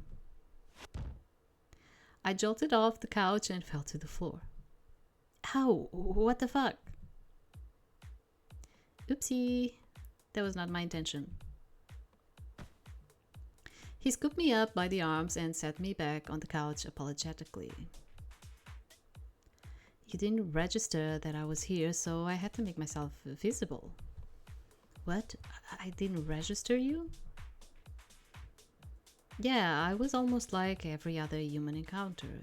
It was almost like every other human encounter. My eyes wandered to the fountain pen on the table and suddenly everything became clearer. The fountain pen allows me to see you then. Really? Wow, it must be a pretty important item. What did you come here for? I grabbed the pen and put it in my pants pocket. I couldn't have him getting too curious about it. Oh, I got your name out of the matching pool so I can find your partner. Isn't that cool? I finished all of my other matches and I checked in on all my other pairs, so now I can focus on you. He pulled out the white and fancy bow reminiscent of an harp and then drew the string back to form an arrow. The process might be a little alarming. I probably should have done it when you couldn't see me, huh? No worries, I just need to shoot you in your chest first and then I'll go find your partner. Wait! I stood up quickly, startling him enough to lower the bow. What's wrong? Is it too scary? I was hoping you could help me in a different way. A different way? I closed the distance between us, joining him in front of the coffee table. Raising a hand, my fingertips briefly grazed the bow before he put it away. Sorry, we're not allowed to let humans touch them. Understandably so, Psyche shot Eros with his own, and I doubt he'll want to repeat with his minions. Have you heard of the natural methods humans use to fall in love? I've seen it from people who don't pray to be matched or believe in Eros. It's a lot slower, but just as cute. Why do you ask? You know who my partner is now, right? He furrowed his brow slightly, unable to look me in the eye before nodding his head. Do you, actually? Yes, how else could I find them otherwise? Then I want you to guide me to them. No arrows involved. I want to find and get to know them naturally. But you're too busy for something like that, huh? More personal than a little checkup to see how things are going. No, it's not that. I just don't understand. What is the difference between having our involvement or not? How do humans spark adoration without us, and what's so special? What does it feel like? Maybe if I understood, I could help you better. He averts his eyes again, and I can feel that there is something more beneath his words, something that he's hiding. It doesn't seem like he has any intention of telling me, though. Regardless, he gave me what I wanted. A way in. I'll teach you, or better, I'll show you. But you need your partner for that. We'll find them together, but as we do, I'll tell you all about my relationships. The good parts. And other people's. We'll study romance. I'll tell you how crushes work, how confessions work, how dating works, and the various acts of intimacy. How does that sound to you, Icardi? He visibly swallowed, and his gaze wouldn't connect with mine at all. He seemed to retreat into his thoughts, and for a moment it felt like I wouldn't be able to get any further than this. What the heck, let's do it. It will mean that I have to spend my days even more meticulously to fit time for you, but it's worth it. I've always wanted to learn, and you are my friend, so I have to support you. Oh, good. Then we'll have to...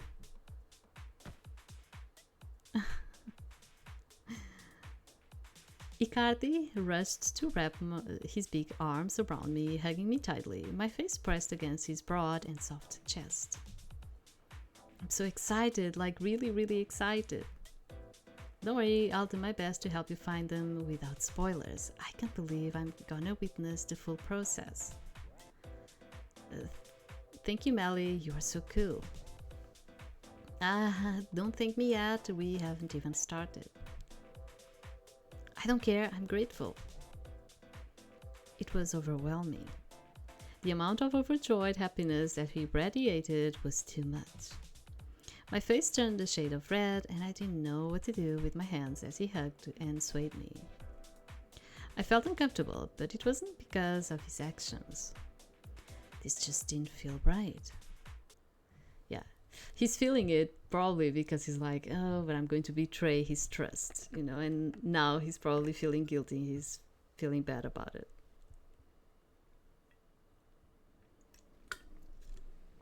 So now I'm in apartment 2 p.m. With a newly formed pact, I continue life as normal. Icardi promised to come and see me whenever he had a free window, so all I could do was wait. In the meantime, I was growing painfully aware of how much I didn't want to stay in the apartment. The landlady had a family fly home to visit. She introduced me to her son the first day, but he didn't hide his disapproval of me. It wouldn't surprise me if he were the reason she wasn't popping by as much. Marlo found time to call, and when she couldn't, we mostly talked through texts. Some of which she'll seen, but left on read. Regardless, we still talked, and that was okay. I dropped my head on the couch below and grabbed the remote. Just as I was about to change the channel, Icardi phased through my ceiling. Found it. Let me guess, you phased into the wrong apartment like last time. It isn't easy to remember your exact location other than it's on the top floor, Melly. I sat up on the couch and crossed my arms. So, what have you been doing? Right, I wanted to talk to you. His nervous look told me it was probably something important that he felt hesitant to share beforehand. Go on.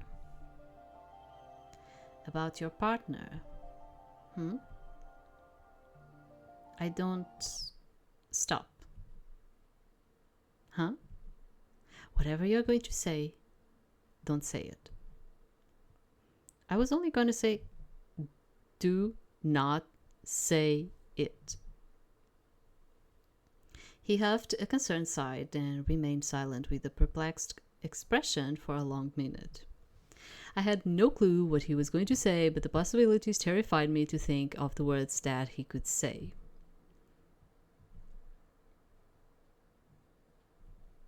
I don't know who your partner is. You. Don't yell at me. I was so eager to grab your name from the pool the other day that I didn't pay attention to your link. What? Link? When I told you I knew who your partner was, I was lying. I don't know them yet. But that's where the new plan comes in. I still have your name. I can put your name back into the matching pool and it should link to your partner. Let's hold on that for a bit.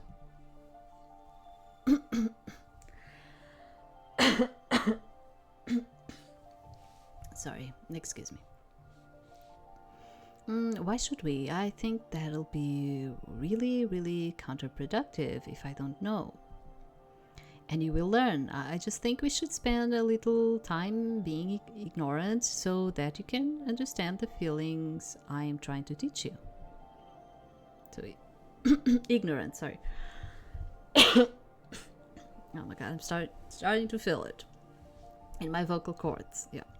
Oh, is it lesson time? I'm all ears. Here, let me. Icardi scrambled to plop down on the couch next to me. Reminiscent of an energetic puppy, he smiled and his eyes twinkled eagerly. Okay. So humans don't have this whole extra sense or direct answer on who their lifetime partners or soulmates might be. Each day is a blind search. A lot of days you may come up empty-handed. Icardi perked up, tipping his head off to one side as he enthusiastically intercepted my talking point. That's why praying to Eros is easier. It eliminates having to find them yourself because we will do our best to unite you.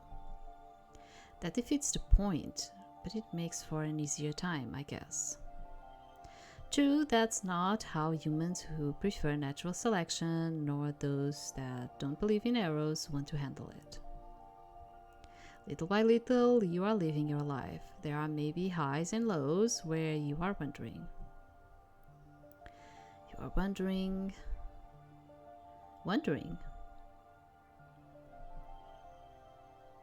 I trailed off into an unwarranted train of thought, much to Icardi's curiosity. Eyelashes baited with anticipation for me to continue. Before he could become anyone zealous about it, I pulled myself together. Wondering when your lover will arrive and then one day you run into someone. You don't understand it, but there's a spark and suddenly you are seeing them often. You are getting to know this person. Does it make you happy? Yes, ecstatic. The more time you spend with them, the more you learn about them, the more they learn about you.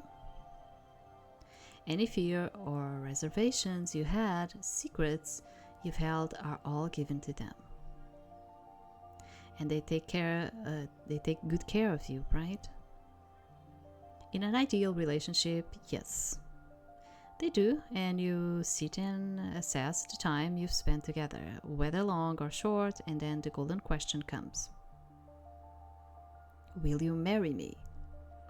All too excited, Icardi interrupted my train of thought, and I couldn't help giving him a bright smile. Not quite.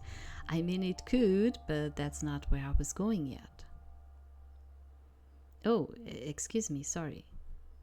The golden question is whether this person is the love of your life. Is this person made for you? Are they your soulmate, your one and only? Ah, that sounds magical. Yeah. Even so, he still appeared to be rather thoughtful about what I said, hard at thinking while tapping his chin. But it's not so different if you pray to Eros, though. We don't disclose who your partner is to you. Isn't it the same? No, it's not, because you already prayed for it to happen. If on that same day or the next day you mysteriously run into someone, your mind will think, Eros answered my prayers. You are my soulmate.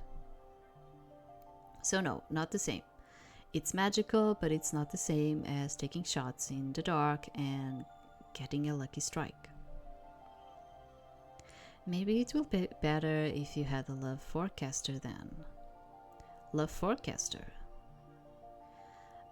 They go by love forecasters in Thespii, but in the human realm, they are just consultants. Like the Dr. Love. Oh, you've met him. Yeah, he and some people that work with him are Thespii's oldest forecasters. They are the closest to the method that you are talking about. They kind of prepare you for your partner and tell you where you might find them and what they are like, but they don't interfere or help you find your partner in the world, only guide. Wow, Eros really does cover all his tracks. Enough to have his hand in almost every little affair, huh? I guess you could say that. They are a lot closer to humans than the rest of us. It's unfortunate how they are treated, though. How they are treated? Well, hierarchy stuff, you know? They are just as efficient at their jobs as anyone else. I'll totally recommend it if you weren't already asking me to help. Please don't change your mind. By the way, I know they are probably easier to work with, but I'm already here. He all but shoved himself into my face. The desperation formed through into a little pout. Of course, he didn't need to worry about a single thing. It'll be stupid to switch my plan when this one was more within my control.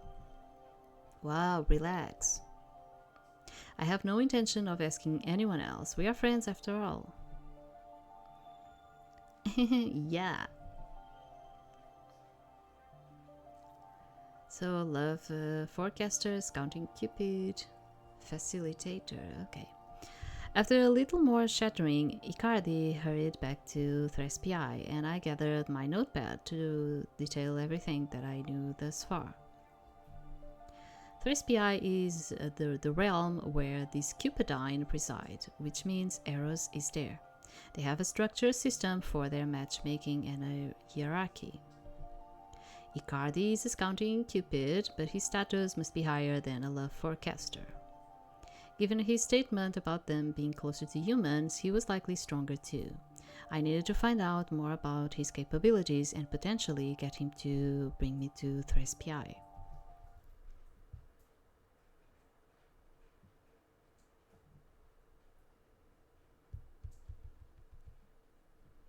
So, entrance, Icardi, puff. My heart has been pounding since Melly told me about the feelings humans get while building attraction. I've watched many couples fall in love by Eros so many times, and it's always amazing, but I wonder what that's like too. That amount of devotion and dedication to a person. To think Melly has experienced it so many times made me wonder. Wait. I'm back. The partner. I have to do it before I forget. He never said that I couldn't find out. He just didn't want me to do it at that exact moment. I think, regardless, I needed to know who his partner was in order to guide him to them. I made my way down the halls, greeting fellow Cupidines until I made it to the quarters of the matching pool. It wasn't as empty as the other day because of the time, but I found a space where I could linger alone. I kneeled down at the edge of the water and glanced to either side quickly. You again? Oh my god. I retracted my hand from the pool and looked up to find the same Cupidine that badgered me before. Hey, how are you? Peachy. He kneeled next to me and looked at the names in the pool. That's good. You're a workaholic, you know. I saw you've already taken care of your shift for the day. Oh, Dad, I just love helping humans fall in love. Yeah, well, you shouldn't get too involved in it. It's okay to love your purpose, but we have rules to follow too. To be honest, I didn't understand why it was so bad to be concerned about our pairs. If we put them together, it should naturally make sense to want to see them thriving. Yeah, but I mean, like, you need to think about this as like a corporation kind of thing. And he's probably worried that you are working too much and very efficiently. And then the one that is above is going to start asking you to work more efficiently, like what you are doing. Yeah, it's probably what he's concerned about, because he wants to have his time and just keep working at his own pace. I know. Glad you do. Wouldn't want another case like that other Cupid months ago. He narrowed his gaze pointedly at me, and my shoulders tensed. Just do as you are told, okay? And I'm not bullying you, so don't go crying to the other guy about it. Got it? Okay. Good, so go back to your room. But part of do as you're told isn't connecting with you. Alright. Sorry, Melly. Finding his partner would have to wait until this Cupidine wasn't around.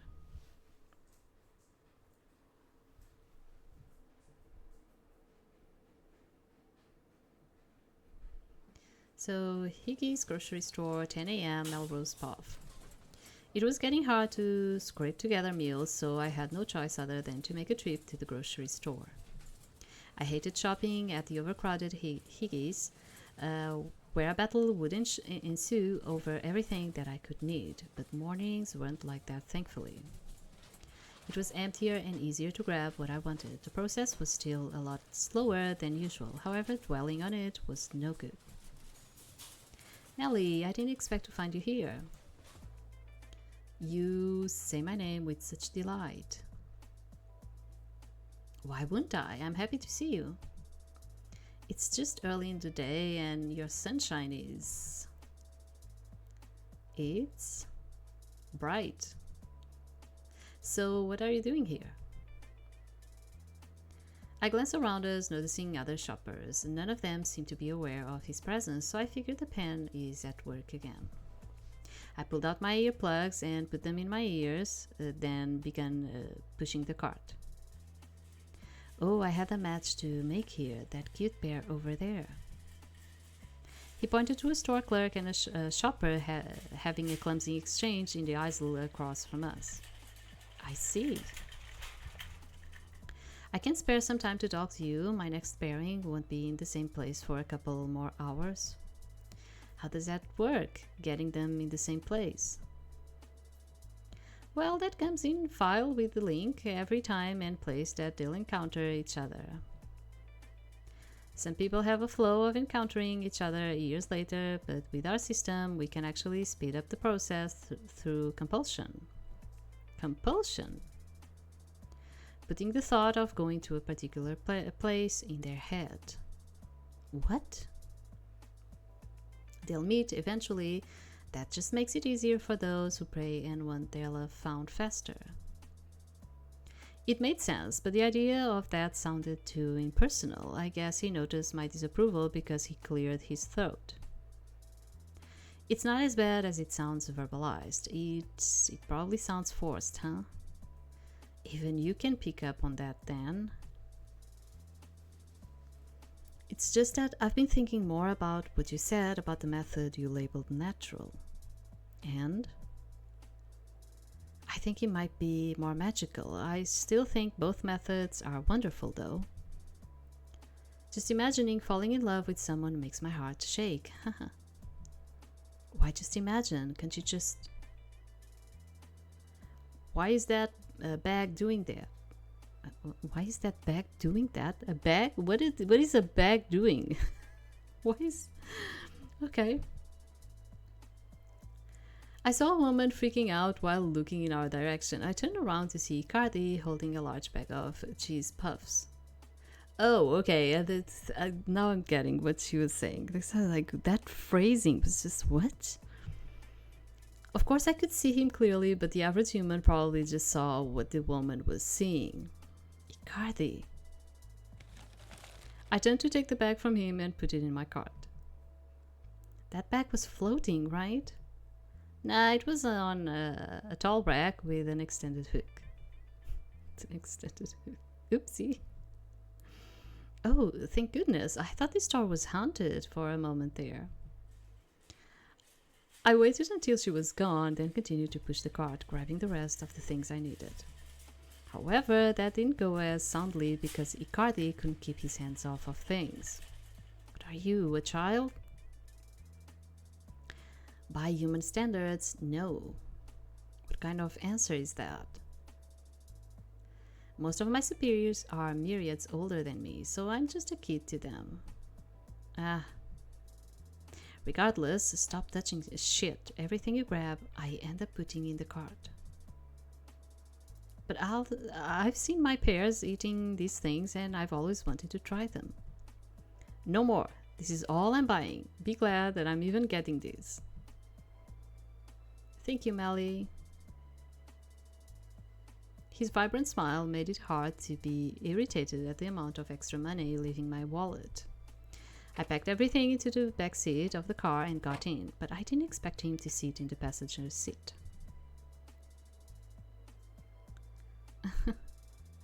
I've never been in a car before. Trying to experience all of your firsts today? You're my only human friend. Only you can help me with this without it turning into a stealth mission. Just make sure you behave and don't put your hands over here or anywhere that can block my line of sight while I'm driving. Roger. Icardi was full of oohs and ahs nearly the entire ride. It was hard not to keep my eyes on him and his cute reactions. He gushed about how smart humans were despite having a giant pair of retractable wings for himself to use. Every speed bump made him cheer like it was some roller coaster, and he was obsessed with the windows. Dog! Hey, keep your body in the car. Boo! It can see you? Animals are free to see us. We only hide ourselves from humans. Oh!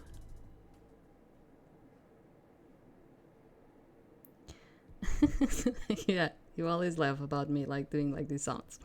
Nalman Apartments, 11 a.m.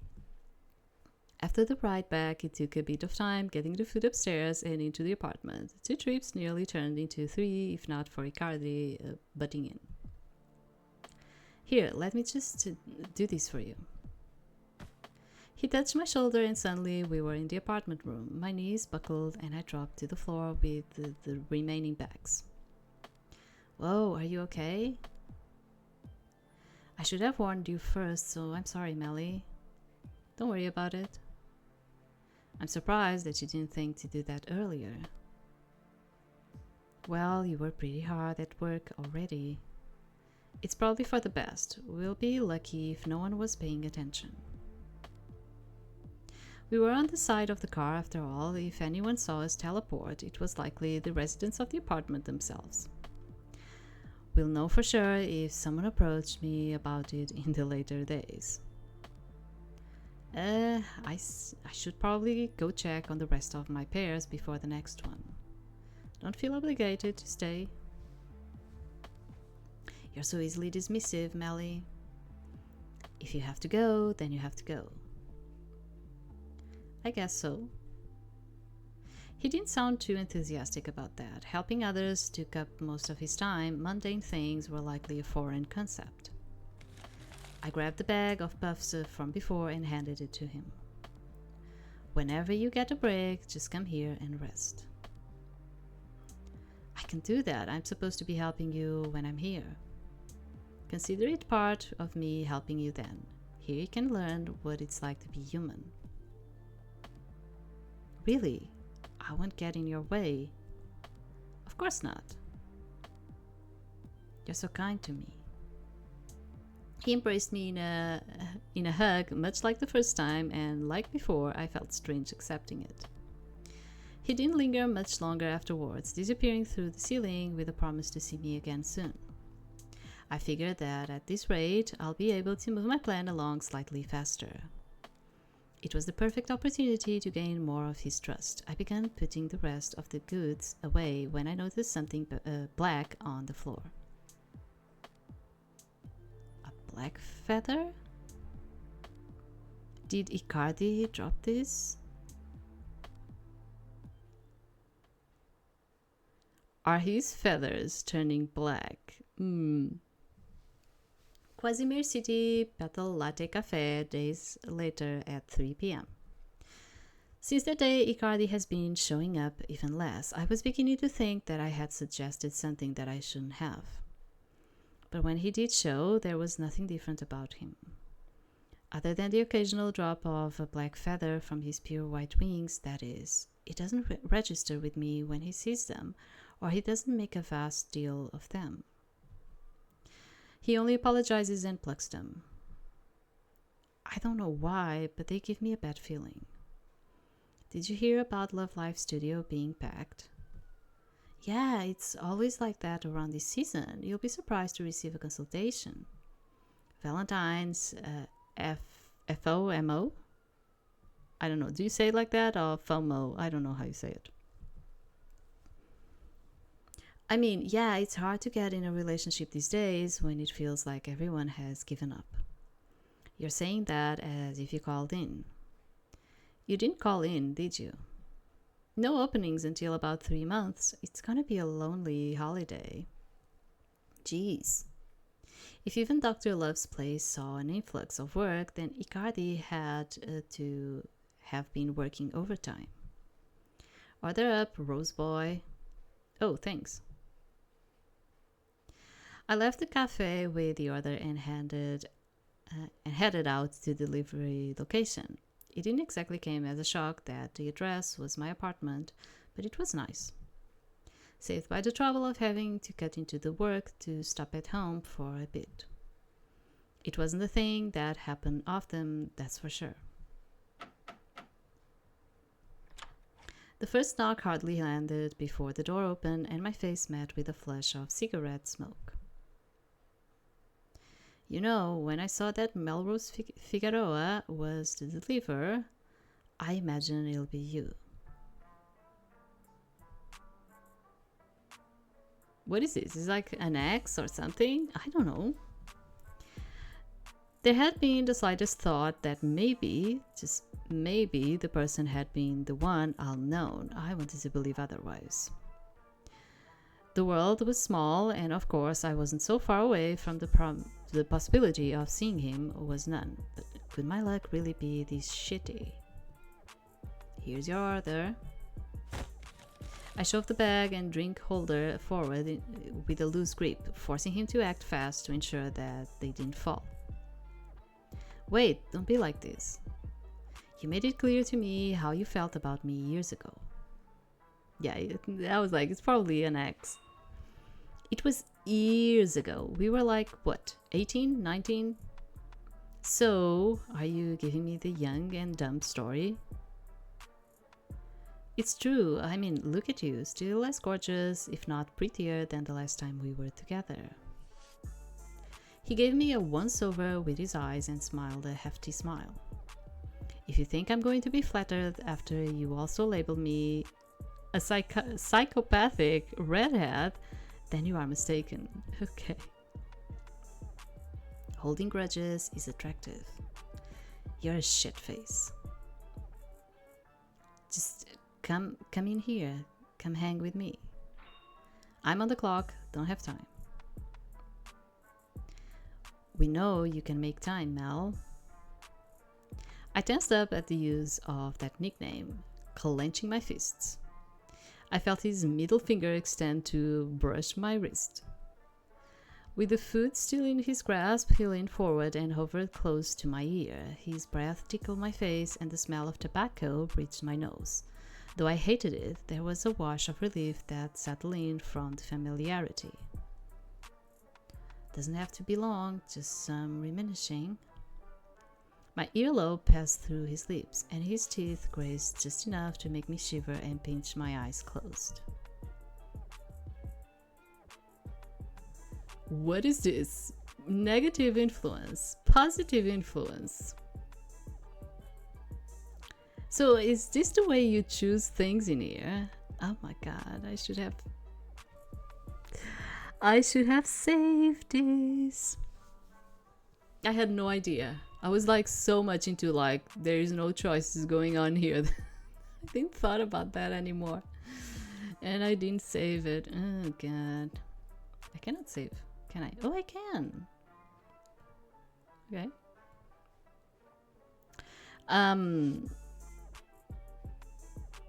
Negative. Ugh. Disgusted, I shoved him back, rage winding into my clenched fist before I swung it viciously. I expected it to connect with his face, but I found myself struggling to launch forward. Something was holding me back. It wasn't myself I wanted to let loose. Let's run. Huh? Icardi tugged me away from the door and made a break for the staircase. His presence left me so disoriented. Still, I was relieved that he stopped me. Nalmond Apartments, Melrose bedroom, 3 p.m. Only time could tell how many hours passed with us huddled up in the corner of my room. Icardi stood pressed against the door, listening for any sound from the other room. Why are we like running and, you know, getting like concerned that someone is there? Why is that? Almost like a scene out of a horror film. Yeah, kind of feeling like that. Except it was ridiculous. And the silence was more annoying than anything else. It's okay now, I don't think he even followed us. Are you sure? I'm sure it's been hours by now. We've heard nothing, so it's fine. But Melly, knock it off already. Icardi flinched before relenting. The action made me feel less agitated and instead guilty. Sorry. Who was that guy? I've never seen you so angry. Somebody that I used to know. Somebody that I used to know. Sorry. It's like the music. An ex-boyfriend? Why are you assuming that? Well, he did that thing to your ear, and the way you responded was a little... So he saw that, but he didn't mention what we said beforehand. Perhaps he didn't hear it. Rowan. He was someone I used to date years ago. Was he mean to you? Is that why you broke up? Sometimes people just drift apart. I feigned nonchalance. It wasn't something Icardi needed to know, not something I felt like talking about either. I changed the topic to something brighter. That's what Icardi needed to hear. Love has its ups and downs, but the good memories leave me feeling fond. Your good memories, what were they like? He perked up, and I felt a sense of triumph at his mood change. I'm sure you've witnessed things from your pairs when you observe them. When they huddle up together and talk about things, my fondest memories involve talking about any and everything. Moments where I could unzip and expose the insides of myself both figuratively and literally. Icardi looked utterly confused, rubbing a hand behind his neck as if I'll unheard some uncomfortable secret. Kind of funny that for him that seems to be like the fond memories that he has with his companions. For me, it's not like that. Like, if I'm talking about friends, yes, being confident with them are part of my fondest memories that I had with friends. With boyfriends and so on. I wouldn't say that those were the most fond memories. Like, I would say more like specific moments, or like going into certain places or passing by certain situations. Yeah, more like that. The confident part, like he's expressing in here, I would find them mostly with friends, not so much as like in the intimate relationships. But that's me. Humans can unzip their skin. No, but I can take off my clothes. What? Why would you get shy about that? Isn't it part of the things you witness your parents doing?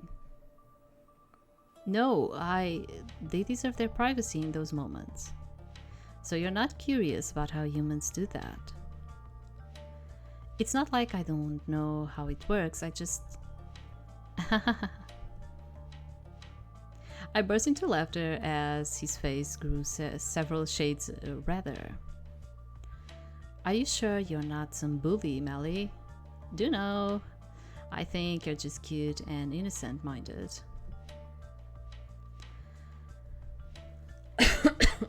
Have you ever thought of experiencing it yourself? Sex? Ah, I guess. But I meant a relationship, dating.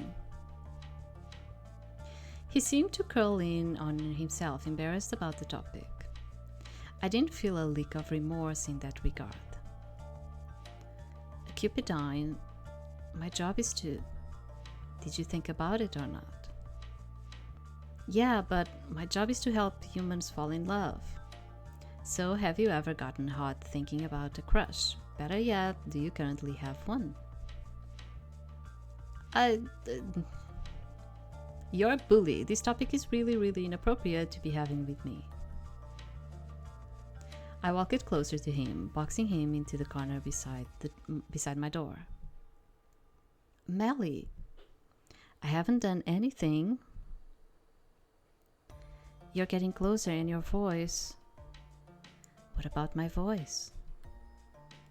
Don't talk to me like that. Icardi grabbed my arms, forcibly putting distance between us, his face coloring in a complete mess of red. If I went any further with the attempt, I wasn't sure if he'll simply die or explode. Your grip hurts. I'm sorry. He let go and avoided looking at me. I supposed I may have teased him a bit too much. It'll be cool if we could trade places for a day. Trade places. I took a seat on my bed and pulled out the fountain pen, twirling it between my fingertips. You could be a human and I could be a cupid. Why? Would you want to be a cupidine? I've always wanted to know what it felt like to have a bow in my hand. A bow that could kill him, Eros. I had no arrow, but my fountain pen might suffice as a replacement. It held the shard of his arrow, which begged the question whether it could kill him even without his bow. Oh, humans have archers, don't they? I'm sure you could find a bow that way. You know I mean a cupid's bow and not some flimsy human-made one. I suppose that makes more sense. His lips worried and his gaze averted. Sizing him up, I decided to ask the question. Could I touch yours? You can't. Huh? Why not? Scared I'll break it? Humans can touch our bows under any circumstance. You don't trust me. I do, of course I do. But humans can touch our bows. Why? So I'm like every other human to you, is what you're saying. It's a rule that you can touch it even if I wouldn't mind it. But it's me asking. They don't have to know. It can be our secret. Melly, you can trust and go out of your way for me with everything else. But this one? Melrose. No, not Melly anymore? I cannot let you touch my bow. Please respect that. I scoffed in disbelief at his ironclad resolve. I was so sure that he'll let me at least put a finger on it, even if he didn't let me hold it. But Icardi was stern about it, so direct that it was pissing me off. Asking to place a finger on your bow is disrespecting you. That's not what I meant. I don't want to argue with you. It's not an argument, it's a discussion. Well, it isn't up for discussion, Melrose. The bang in my chest was inexplainable, and my fists clenched tightly. It wasn't out of nowhere for him to tell me no, but the fact he did it was more frustrating than the logic behind it. To be honest, the sensation that I have in terms of like the script in here, in terms of the story of him wanting revenge from Eros, it lacks something. It lacks crescendo. I feel that. Like, we understand that he hasn't been very lucky with love, but it's like from day to night, suddenly he like, I'm just not lucky, this is Eros' fault, and now I'm going to kill him. Like, it feels for me like it didn't have the correct crescendo for me to make sense for him to be so angry with Eros right now, to want to kill Eros. Do you understand what I'm trying to say in here? Like, I feel like the game should have developed that part better, maybe slower, maybe giving real meaning and reasons, and, you know, building that climax kind of thing of like reasons for him to really, really feel this frustrated and really hate Eros, and really, okay, you can take it from, yeah, sure, he had a lot of relationships that never worked and all of it, but I feel like there's a lack of crescendo in here. Yeah. See, that's what I was saying. I think for me is that, and yeah. So I'm not the only one feeling that, right? I feel like the game is kind of cool, but at the same time, like this thing of like, oh, now I want to end up with this guy and that's it. You felt more like that, you know? Where are the real reasons why he's so angry with Eros? Then get out. It doesn't have to. Don't worry, there is no argument, there is no discussion. Get out. With a downcast expression, he stepped backward and faced through my wall without another word. Even that irritated me. How could he say no? Why now? And why not? Because if you have it like this, it just feels like our protagonist is just being very selfish. It just feels like that. Like, you needed like some kind of that crescendo, that like really feeling the pain kind of thing, to actually be more supportive of the protagonist in here, like saying, yeah, I feel you, dude. I understand why you are so fucked up with Eros, but you don't have that. So you reach this point and you're like, now you're just wanting to use this guy for your revenge. I mean, sure, I am voicing you, sure, I am trying to immerse as a person here into you as a protagonist, but I'm just feeling selfish, you know, like selfish by doing this, you know. It made perfect sense for him to say no. If he couldn't then he couldn't, but shit. I rubbed my chest and gritted my teeth. Damn it.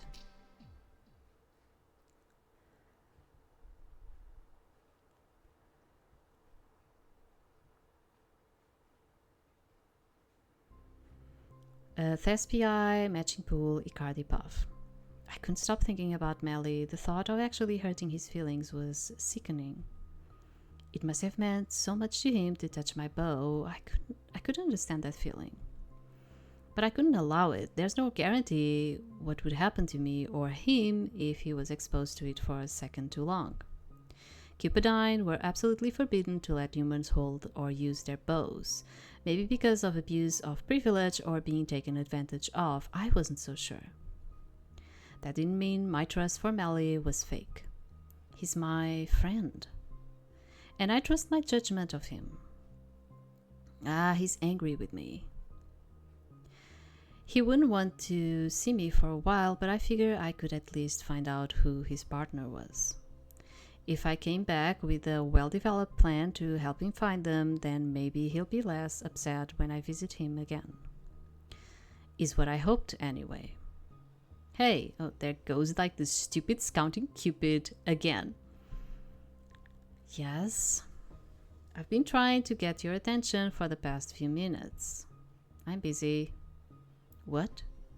I said I'm busy. Have you lost your mind? He raised a hand, ready to smack me. The other Cupidines began whispering, drawing his attention to them. Shut up. Go about your duties. You should do yours too. Why are you talking back to me? I don't know what your problem is, Yuri, but you've been awfully meddlesome for you to be working. Before he could say anything back to me, the older Cupidine joined us. What's happening over here? I was going to tell him not to take on extra tasks today because the new Cupidines needed some, and he flipped at me.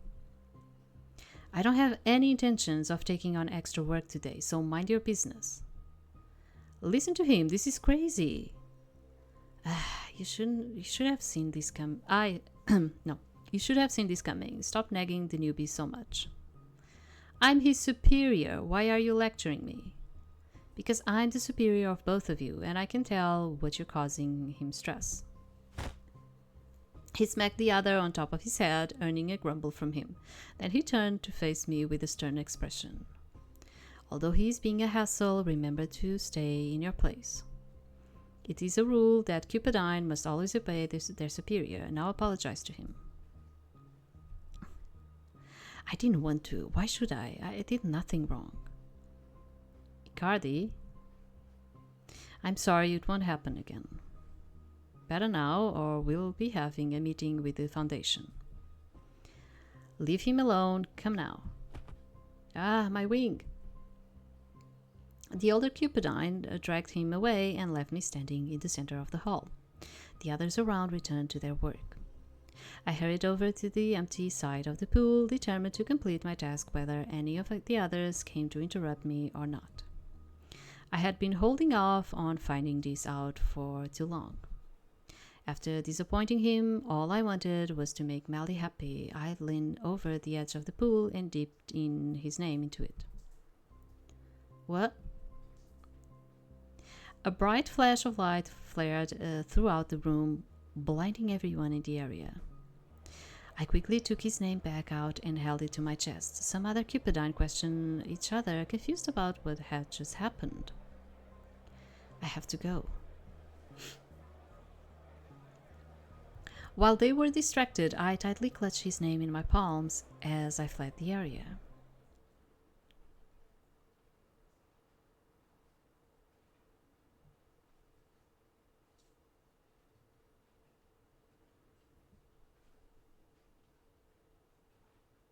Nalman apartment, 12 a.m., Melrose Puff. It's Valentine's Day.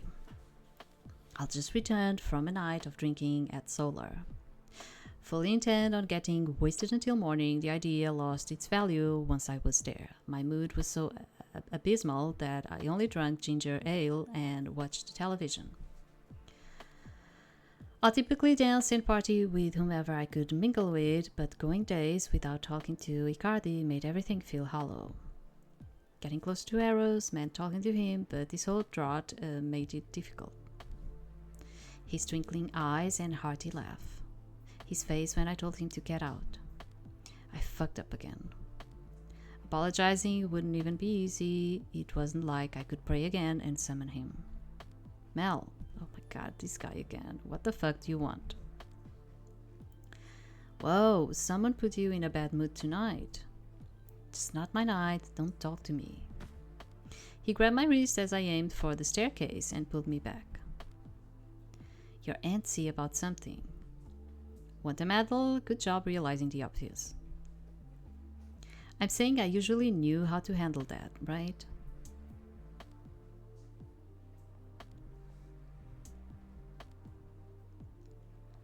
I don't want to. It's the morning of Valentine's Day. Unless you want me to kick your ass, it would be in your best interest to let me go. His hold lingered a moment longer, then he dropped his hand and turned to walk down the hall. You're always shoved up the butt about something, huh? Come talk to me if you change your mind. I rolled my eyes and began up the stairs, stopping mid-step when my eyes locked with Icardi's. He appeared hesitant but cracked a small wry smile at me regardless. I continued up the stairs towards him and he pulled me into his arms. His hold was tight and warm, reminding me of just how cold the night had been despite my boiling temper. That Rowan guy seems to want you back. We don't have to talk about him. Melly. I look up at him as he continued to hold me. His hand drew up to hold my face, and an apologetic smile graced his lips. Why do your relationships end? My heart jumped at the question. It wasn't anything that I expected. I was worried about him. Oh, the ending C. Okay. I think we saw most of it. Do you want to save your Yeah, sure. So let me put it this way. That's extras. What is this? I don't know. What is extras? Oh, okay. We can leave it in here since we did this guy. Yeah, so what did I felt about this one? Yeah, I think, let me see, like, is there like the other guy in here? No, it's not. Okay. I was trying to see like the bonus one, which is Eros. The bonus one is actually Eros, is the one that is not available on the demo. So I was like, let me see if Eros is in here. So I think visuals are cool. I wish the font was bigger. So I was having difficulty, but it's always like this. Like at the beginning, I always have like a lot of difficulty. Then my eyes start adapting, and by the end, I'm kind of like more okay. But I would say like, yeah, the font was tiny. But in all of it, it was kind of okay. I really feel like the script needed some emphasis in telling us like real reasons for our protagonist to feel so convinced that he really needs to kill Eros, you know? I mean, let me put it like this. I also had a ton of situations. Man, I passed by a lot of shit. Let me put it like that. And in terms of relationships. And I'm not like, oh, now I'm going to kill Eros. You know, like, do you understand what I'm trying to say in here? And yeah, he was cheated. Who wasn't cheated? Who wasn't? You in there? Anyone? Because I think most of us were already cheated. Yeah, right? I mean, so I cannot put it in there. I cannot like say, oh yeah, but I feel sorry for him. I mean, he was cheated. I mean, I was cheated in all of my relationships. I didn't have a single one. No, I had one. I actually had one. But most of my relationships, I was always cheated. always, especially as a woman, let me tell you, especially as a woman, I think as women, we get cheated even more. I don't know, I kind of have like this feeling. But this to say, there was like no real motive, no real reason for me to be telling, like, oh yeah, I totally understand why he's so fucked up with Eros, you know, to be like, I need to find this dude and freaking kill him, you know.